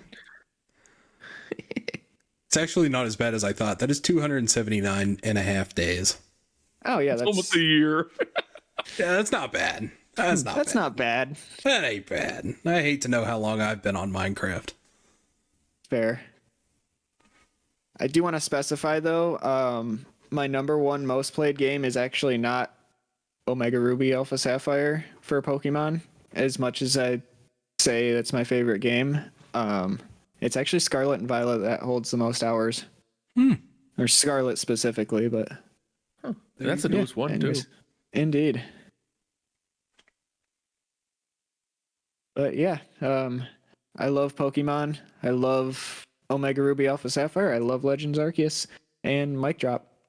There you go. I didn't actually drop my mic. That it's too expensive for that. They're cheaper than you think. Anyway, please don't drop the mic. Think about where I work. Anyways, yeah, please don't drop the mic. Yeah. So that leaves me with number one, right? Yep, bringing in the number one train. Number one. So Garrett's number one is Red Dead Redemption 2. Oh, so There you based. go. This is, I mean, Jacob summed it up perfectly earlier when he said, if you could go back in time and play one game for the first time again, this is the game. There's just, you can get absolutely immersed in the world. The actual gameplay is great. The music is just perfect. Oh yeah. And the story is great. You're just watching this gang fall apart. And it's just got so many moments that is just so Wild West that you're just so, I don't know. Words are hard. Yeah. But I mean, I have bullet points written down here for favorite moments. And these are funny. Getting drunk with Lenny. Yep. Watching Dutch just go crazy. Robbing a train in the first act, right? Yep. Yeah, the first train robbery when the dynamite doesn't work. Oh, it's just great. Burning down the plantation that's the walk up to the mansion is like one of the coolest things I have ever experienced in a video game. The good high honor ending made me cry. All right. I don't cry when it comes to media, but that was phenomenal. Yeah. That Dude, is and I'll my number one pick. back up your number one pick with the one scene when you're running on the rooftops, escaping from, I don't remember what it is. It's been a while since I played. And then that, Pinkertons. yeah, from the Pinkertons, and then that one thing happens. Buddy! Yep. Yeah. I almost cried at that moment right there because of the Nonchalant. yeah, it was so surprising. And then, you had that moment with him in the first act. Yep. Where you're kicking your feet up at the bar, you're just having a grand old time, and then he just gets tapped without even a cutscene. It just I was going to say, it wasn't even a cutscene. Yeah. That I think is what hurt the most. I was going to say that. Can we talk about how much of an absolute disservice that it wasn't even a cutscene and it was just real time action? Like, it should have been a cutscene for his death. I don't know, because I think it makes it more impactful if it's not in a cutscene. That's what I was gonna say too. Like, I think it helped it that it wasn't, because it was just like, most of the time you're playing those games and you're in this chase scene and you'll know someone will die because they're, it cuts to a cutscene. But most of the time during the games, nobody dies. Someone maybe gets shot and, it starts limping or something like that. But nobody ever just gets capped the way that he did. So it made it just like so much more real. And the other thing is that like it does make you stop and kneel with Lenny there. And it's just there's a lot of moments. And I think that's one of the best. There's so many good parts about this game, but there are a lot of moments in Red Dead Redemption 2. I can think of stopping for Lenny there, and then is it the wagon when they get the explosives, when the gang's kind of falling apart, they get a wagon full of explosives and they force you to stop. You can't move. You're just sitting there listening to Arthur cough. Mm-hmm. And it's just like, oh, this is real. And it's like, oh, and it forces you to stop and take this stuff in, not in a cutscene, because I almost feel like if it was in a cutscene, it would take away from the experience. Instead, it forces you to like live that moment, for lack of a better term. It's such a good game. I could talk about this game forever.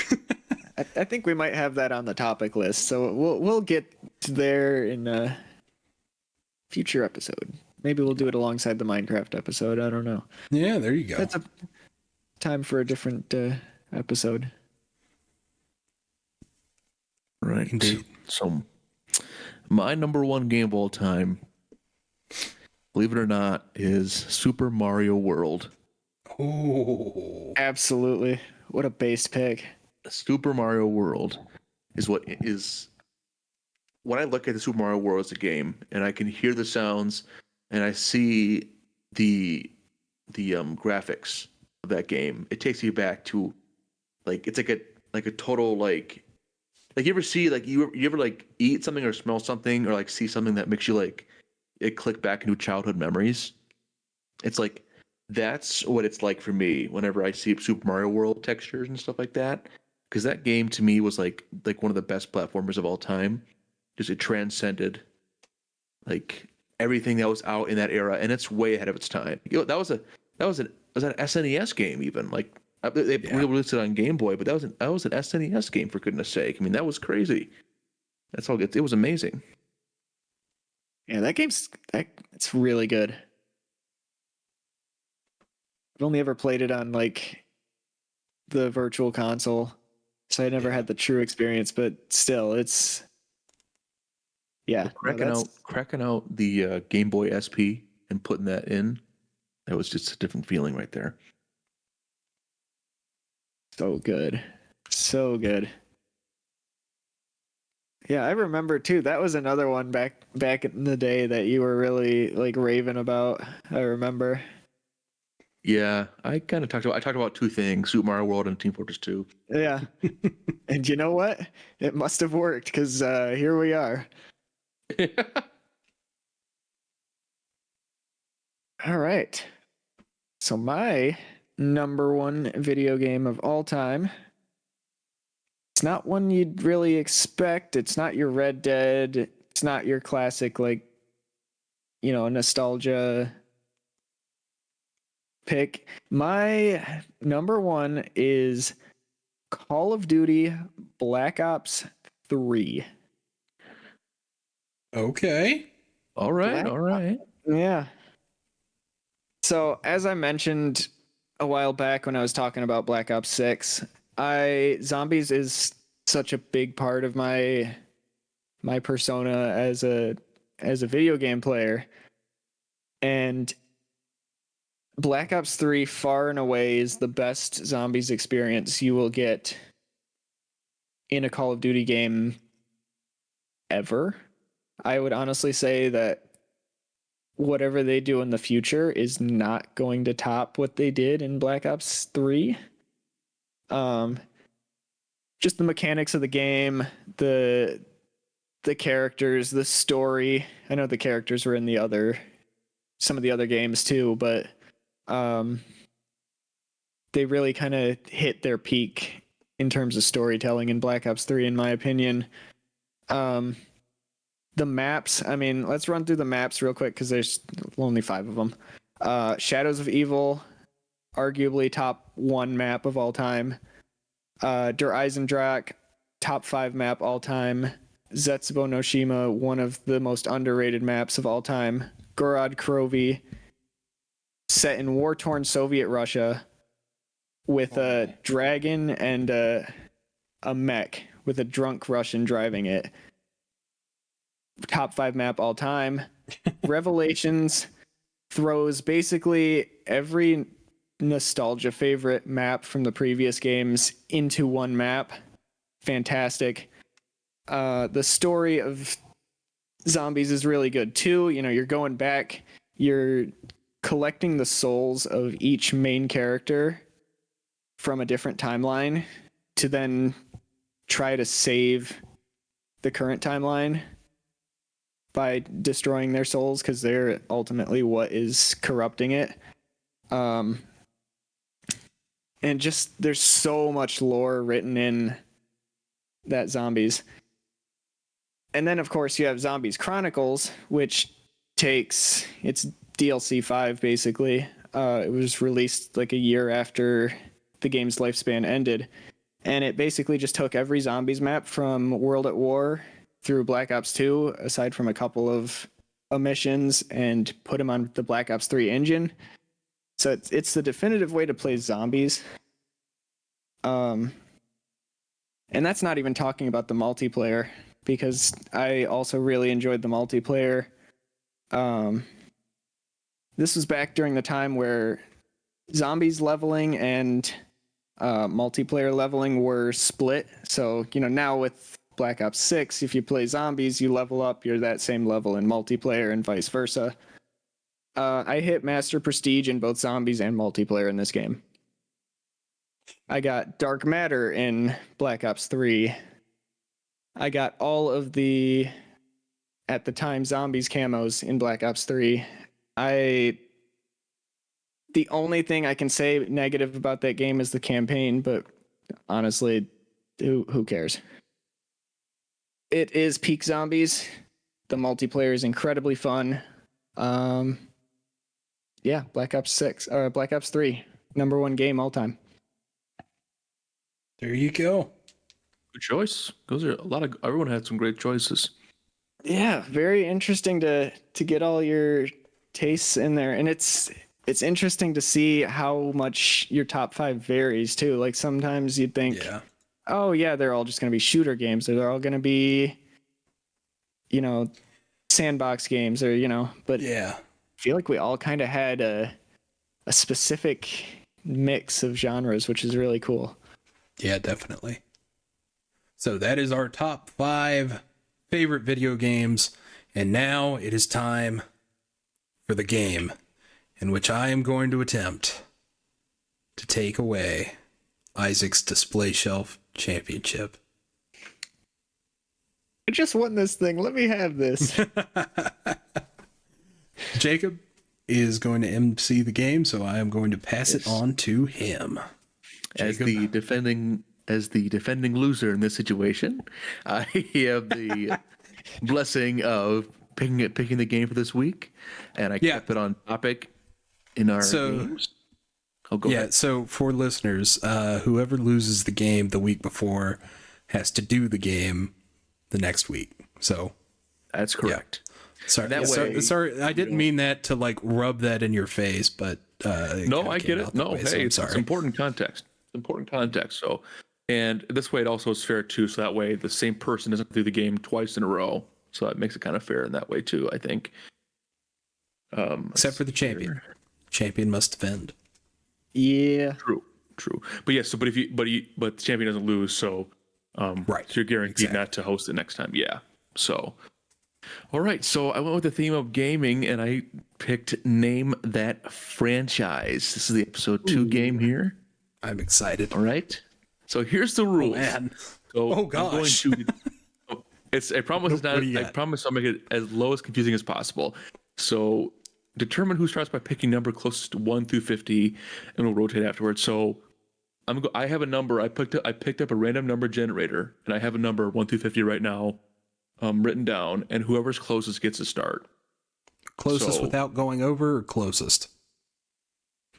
Closest. So it's not Price is Right rule. It's just the closest within the number. So Cool. Like if my number was like, if it was 50, or if it was like 45 and somebody said 46, you'd still win because you're one way. So It's not like Price is Right rules. Cool. Okay. So I'm going to also do a flip a coin, so I determine who gets to pick the number first.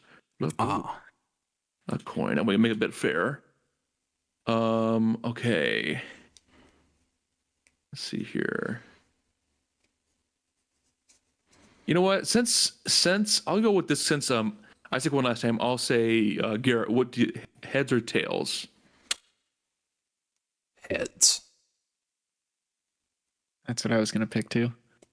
Okay, it is heads. So Garrett can go for, or no, Garrett can pick the number first, 1 through 50. Works with me.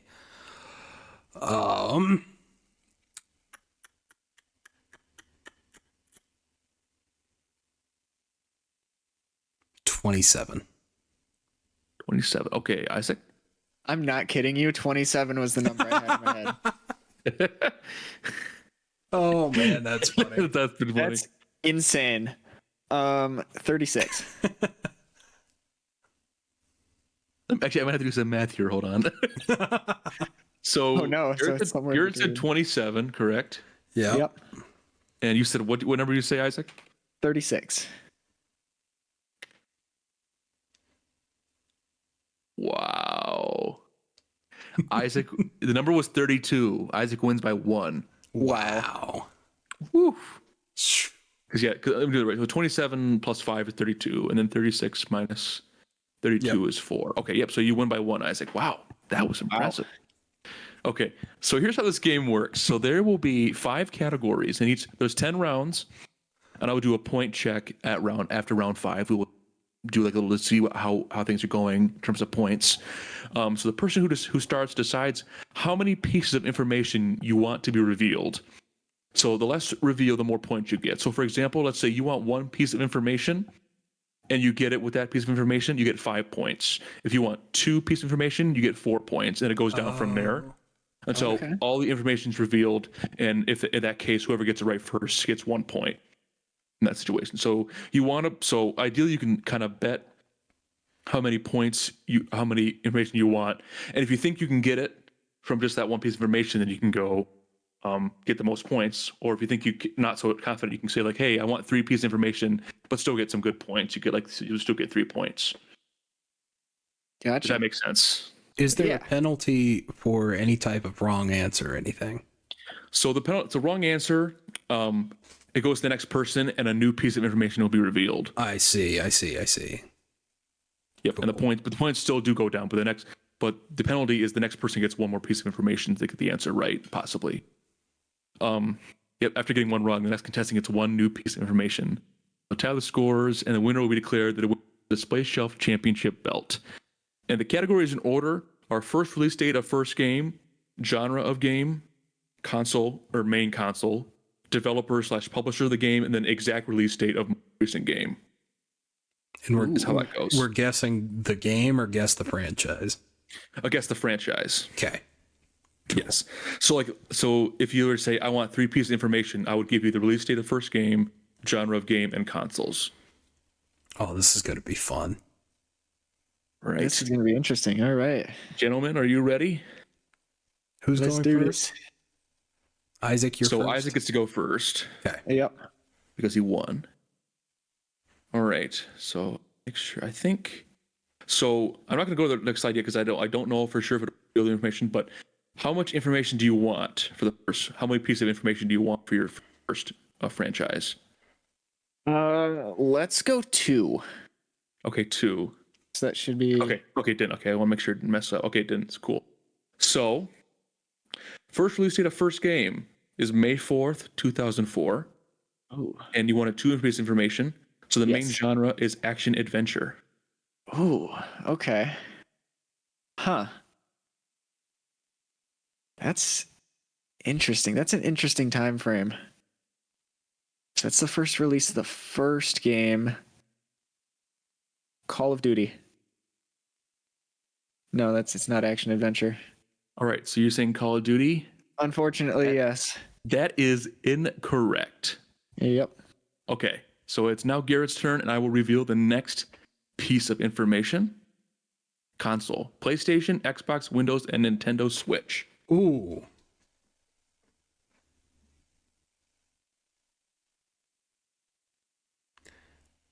Question: are we allowed to know what PlayStation? Yes. So I'm assuming this is like 2. So Yeah, this this would would've be been PS2. Okay, I should preface this. So console is any console throughout the lifespan. So from the first to the most recent game. Right. Okay. So I got like you. this has been Yeah, I I see see how what this you're works saying. now. So it could be one game's on PS2, one's on 3, one's on. If that makes sense. Okay, so then my question doesn't make any sense at all. Oh, but I get what you're that. saying. You're right. I should have clarified that. No, you're good. Sorry, what'd you say? Is it Lego Star Wars? It is not Lego Star Wars, unfortunately. Damn. No. I thought that the May 4th thing would be a hint, but I guess that would have been 2005 because of the. Yeah. Yeah, but that's a Because good of thought revenge. process. I like that. That's actually a good thought process. Okay, so now it's Isaac's turn, and this piece of information may help a little bit. The publisher slash developer, Rockstar Games. Oh. I'm gonna go with the Grand Theft Auto. It is not Grand Theft Auto. Oh. Okay. Okay, and then I see now, what you did. most recent. You're release you're date- counting Red Dead Revolver. It's Red Dead Redemption. Wow. Okay. Okay, October 26, 2018 is most recent release date, and it is the Red Dead Redemption series. Wow. That's correct. Wow. Okay. Well played. That You cooked that me. 2004 really threw me there. That was good. I was good. I think- The first GTA released around that time too. So that was a good one. I like Yeah. that. Well played. Okay, Garrett has one there. All right, and then for example, and like if you didn't get it, we would go back and tell somebody point. I think unless we really couldn't figure it out, then I would eventually reveal it. Yeah. Okay, so we have round 2. Okay, so Garrett, how many pieces of information do you want for this next one? Isaac went with 2 last time. I think 2 makes sense. Let's do Okay. 2. 2. Okay.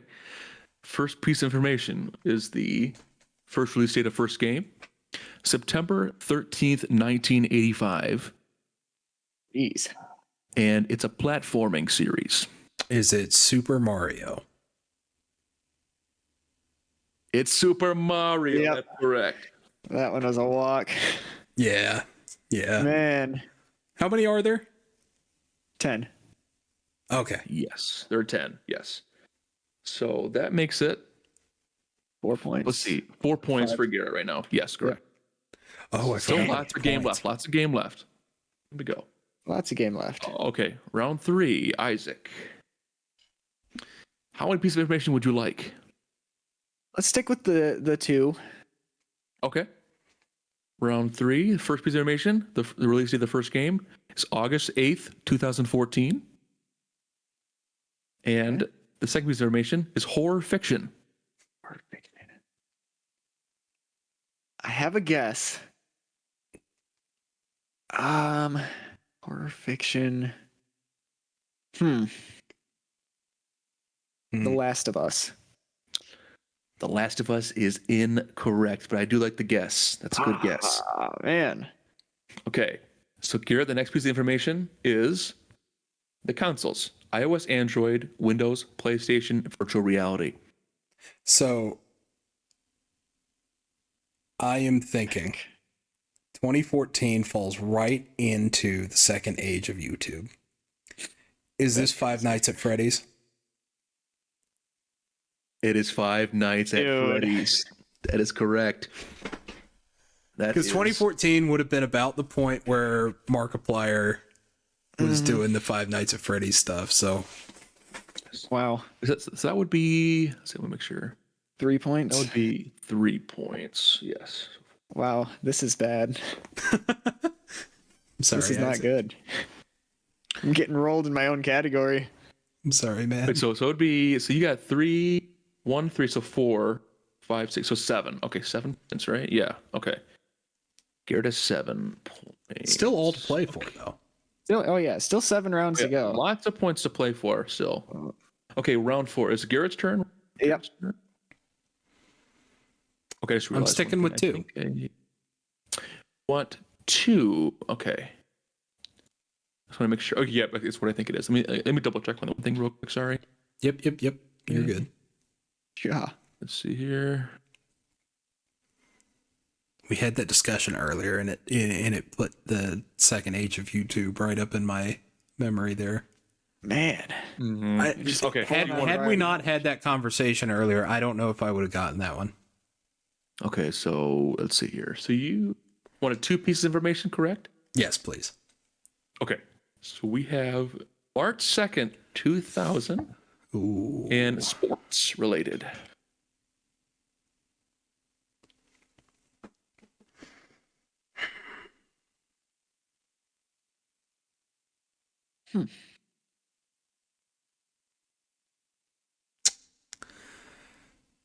Sports games came out, the first one, March 2000.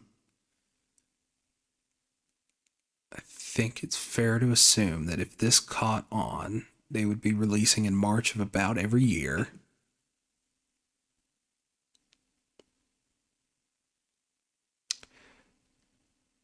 And I think Madden is older. NBA 2K? Final answer? It is not NBA 2K. unfortunately. Darn. Good guess. Okay. So for Isaac, the consoles, PlayStation, Xbox, and basically any Windows, but basically PC is what I would call it. I've had a guess stirring for a hot minute, and I don't know if I want to take the risk. WWE. Yes, it is WWE 2K. Oh, Let's go. Most recent on March 14th, 2025. Indeed. Okay, that's 3 points. We're on the board. Let's go. So that's 3 points for Isaac. Okay. We're on the board. All right. There you go. Champ is not donutting. Yeah, I was getting ready to say Madden if it passed back to me because I was like, it's older than that. But See, I knew for sure there was that Madden 97 existed. I don't know why that's the specific one, but I was gonna say I thought that they got older. yeah. Because Okay, so it's All right. Isaac's turn, I believe. Yes, it is. Okay. How much piece of information do you like? Let's just hit it with the 2. I think the 2 is. I swear we'll vary it up, but Okay. for Hey, now, 8 maybe. points. Hey, that's how much you need. That's how much Game's you the need. game. No problem. October 10th, 1997. oh Role-playing first-person shooter and third-person shooter. oh Oh no, you sound like you know this. no! When he said 1997, I was like, oh, it's Madden. Oh yeah, there you go. Like we were talking about a second ago. First and third person, so that's like first and third across the franchise, right? Not Yeah. just So somewhere.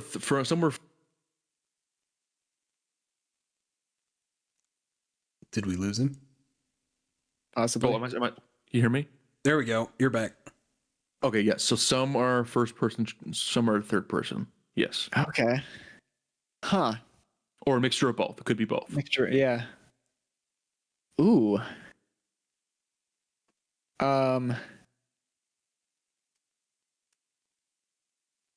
It's not. I had a guess ready, and then I looked again. It wasn't it.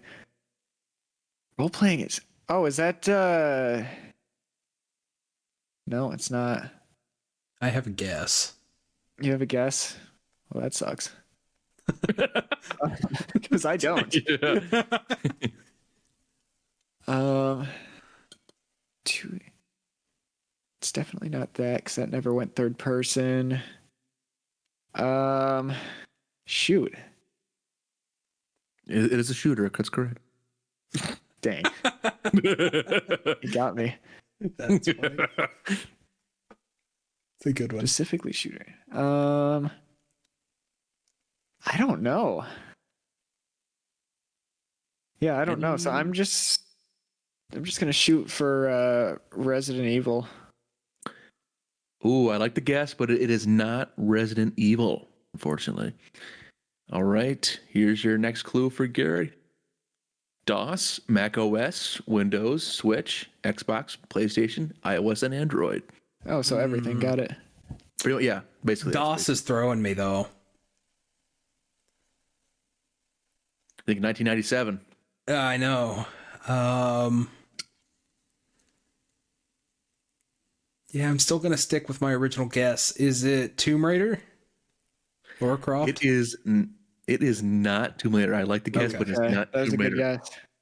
It's a good guess. I don't know when the first one of those came out. All right, this one might help a little bit. Bethesda. Bethesda. Oh, 97? huh? Huh. Really? Yeah.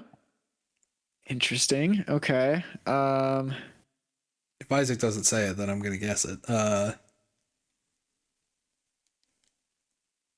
Doesn't go that far back, does it? Elder Scrolls? It is not Elder Scrolls. Then it's Fallout. November 14, 2018, most recent. And it is the Fallout series. That's correct. Really? Was that Yeah, the really original- 97? Yeah, What the original game- Fallout. There's Original no... Fallout was the original Fallout, and it was a point-and-click adventure game on DOS. Wow. That's insane. My gosh, it was. Yes, sir. It was a point-and-click adventure. Wow, Huh. I didn't realize that was that old. I Yeah, know. that's insane. All right, so we're past Surprising. round 5. Are we doing a Yes. points check? I will do that right now. Yes. So right now 8 points for Garrett and 3 for Isaac. So it's still anybody's game. Ooh. Indeed. Lots of game left to be played. That's a So, game. Lots of game. Lots So, of game. That's just... game of lots. So okay, so I believe it is Garrett's turn, I say, to go first. Okay. Yes. So I'm going to pick okay. one piece of information. Ooh, all right. One piece of information. The release date of the first game is February 27th, 1996.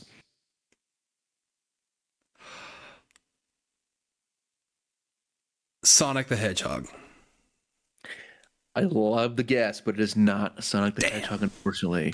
Thought I had. All right, Isaac. Your next piece of information is role playing. Wow. Specific. All right. Okay, so it's Yeah, not Sonic I know the it's- Hedgehog. Occasionally, maybe. Huh? I don't know. Yeah, not really. No. Is it? Is this Pokemon?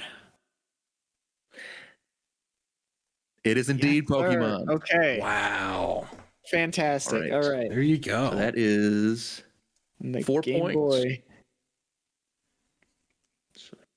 All right. So we're right back in it. I like how you just put 8 to 7. Nintendo for the systems on the I mean, yeah. any of them. Any of them. Nintendo or pirated online mods. iOS Well, mobile, don't too. tell them that. Oh yeah. Yeah, that's true. I guess you could say mobile too, but I think But Nintendo covers Main it. series but- game, yeah. Yeah. Okay, round 7. It is Isaac's turn. How much Okay. information would you like? Shoot me for 4, or not 4, 2. 4 2. points. Okay. I was gonna say 4. I was So- like, wow. Release date of the first game is November 18th, 2011, Interesting. and the genre is sandbox survival. Huh. Is that Minecraft? I was just thinking It is that. indeed Minecraft. That's correct. Yeah, because they've got a few games, Minecraft games. Yeah. now. Most recent one is Minecraft Legends in 2023. Yeah, the game that flopped completely. Because everyone wants to play an RTS Minecraft.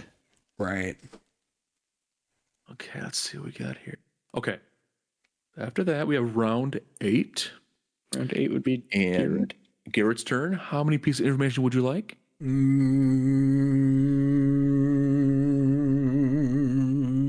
going to go with 1. Okay. 1 piece of information. Okay. Taking the One risk. piece is real. Probably shouldn't have done it, but I'll Hey, take the risk. We'll see. We'll see. There's 3 rounds. September 22nd, 2011. Oh, that doesn't help. Yeah, see, that's where you answer Minecraft. So Right. 2011 would be all right. Yeah.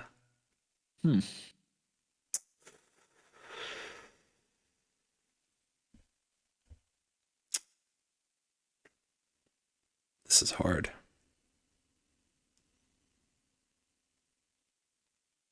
I am going to say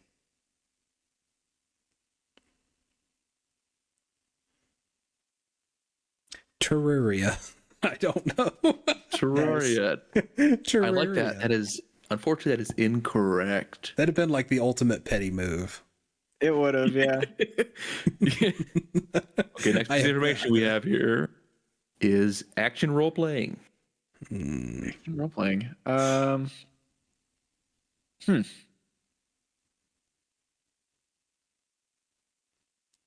Dark Souls.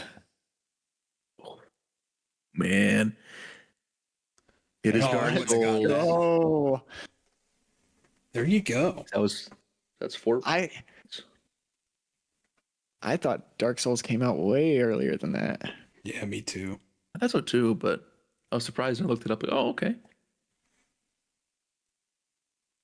All right, round 9. Isaac, All go right. ahead and pick. Just to specify for the audience, though, when I'm assuming when you say Dark Souls, you're specifically talking about the games that are like Dark Souls, like Dark Souls 1, 2, 3, and not including Demon Souls and whatnot. No, I'm Dark Souls. Yeah. I'm not including Demon Souls. Yep. Yes. So specifically Dark Souls before anybody throws hands. That's what it is. Anyways, round 9. Give me 2. 2? Okay. May 22nd, 1980. Okay. Maze. Maze. Snake? It is not Snake. I love was that like- answer, though. It's a good answer, though. I like that. Cue Duran Duran music with Snake Right. slowly walking. Okay, this one, way too many to list. Is it so I'm going Tetris? to. It is not Tetris, unfortunately. Darn. It is not. All right. The publisher / developer, Namco Bandai. Maze. I should know this. I'm going to be so upset when this gets revealed How old because is Dragon Ball I should Z? know this. Maze. Why? I should know this. This is embarrassing. Oh, Pac-Man. Oh, Pac-Man is correct. That's embarrassing. 2 points. and this is the last one, isn't it? That's the last round, yeah. We're on the final round here. And you're on deck too. Yep, you are on deck here, Garrett. Final So- round. Where are the points? Okay, so we are at.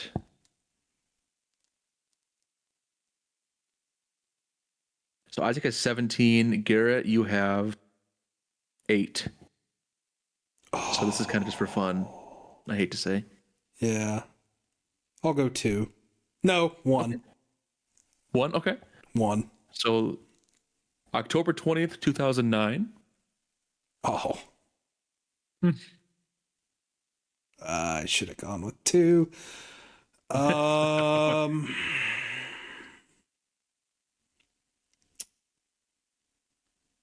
Batman Arkham. Arkham. Great game. Unfortunately, that is not the correct answer. Didn't think so. Right. The second piece of information, action role playing, first-person shooter. Action role-playing first-person shooter. Say Fortnite. Kind of felt like that with how long that development took. Oh yeah. Yeah, But, for real. Oh, you know what? I think I have a Um, guess. Okay. Oh, would you do that? Maybe. Would you I? do that? That's the right. Would I? That's the right year. That's what I'm thinking. I think we're thinking of two completely different things. I'm not gonna lie to you. Potentially. Maybe. Maybe not. Maybe. Say your thing. We'll find out. I'm just curious if you separated it out to the Modern Warfare series. That's my guess, by the way. Mm, Okay, that is incorrect. Yeah. Call of Duty. All right, next piece of information. Oh, I just realized I did this out of order. No, you Whatever. Oh, for the information. Yeah. Oh. Oh well. Well, I mean, it's chalk at this point. So let's the next one is actually publisher and developers. I did the wrong order. But if you want to say, if you want me to, let me just go ahead and reveal it anyway. The publisher and developer for the next one. That's fine. Okay. I mean, I've already lost, So so you know. So it is Gearbox 2K Telltale Games. Oh. It is not Call of Duty. The Walking Dead. Yeah, listed as Telltale Games, but that is incorrect, I'm afraid. Darn. Oh, I know. Oh, I know now. You don't even have to tell me. It's Borderlands. Oh, is It's it? Borderlands. Oh. That's correct, yes. Why was I thinking Gears of War? That also would be a good guess. Yeah. Great game series, underrated. Okay, There you go. so 18 for Isaac and 8 for Garrett. So Isaac has defended his championship title. There you go. All right, not a transitional champ. Let's go. Whee. Way. Yeah. So then I will make a wrestling quiz for next time. Indeed, you did say you wanted to make one, so I'm just doing you a favor here. I did say I wanted to make one. I was hoping it would be for the review. It's fine though. It's fine. Wow. Yeah. What an excellent Great game. podcast. Yeah, and Hey, an I excellent appreciate game. That is amazing. Yeah, I kind of, in retrospect, there's some things I would have changed, but I think it worked okay. Well, Yeah, I it mean, you worked can always keep that in mind for the next time if there's improvements. True. But- I will indeed. Yeah. and You always use that for multiple topics too. I was going to say, you could use that for movies and all sorts of stuff. I like that idea. Yeah. There you go. There we go. What an excellent podcast. Excellent That was an podcast excellent- indeed. We got a lot talked about today. We've quality stuff. talked about a lot of things. We've talked about Avengers Doomsday. We've talked about the Slammy Awards. Slammies. Slammy Awards. And we've Casting. talked about our favorite video games. So that is all. Unless anybody has anything else they want to say, I believe we are good to wrap up the Yeah. podcast.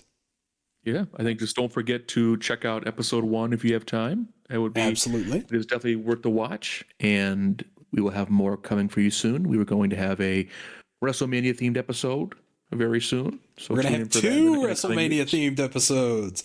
We are going to Yes. be previewing and reviewing WrestleMania. The preview will be a look back at the year that was in wrestling, and then the review will be a look ahead to WrestleMania and beyond. So, yeah. Yeah. Make sure to stay tuned to our socials. x.com/DisplayShelfPod and Instagram.com/DisplayShelfPodcast. As well as keep an eye on the YouTube and Spotify for more episode updates and posts. Absolutely. Agreed. Thank you for joining us, and we will talk later. That didn't sound. Peace out. Goodbye. Bye-bye. Bye.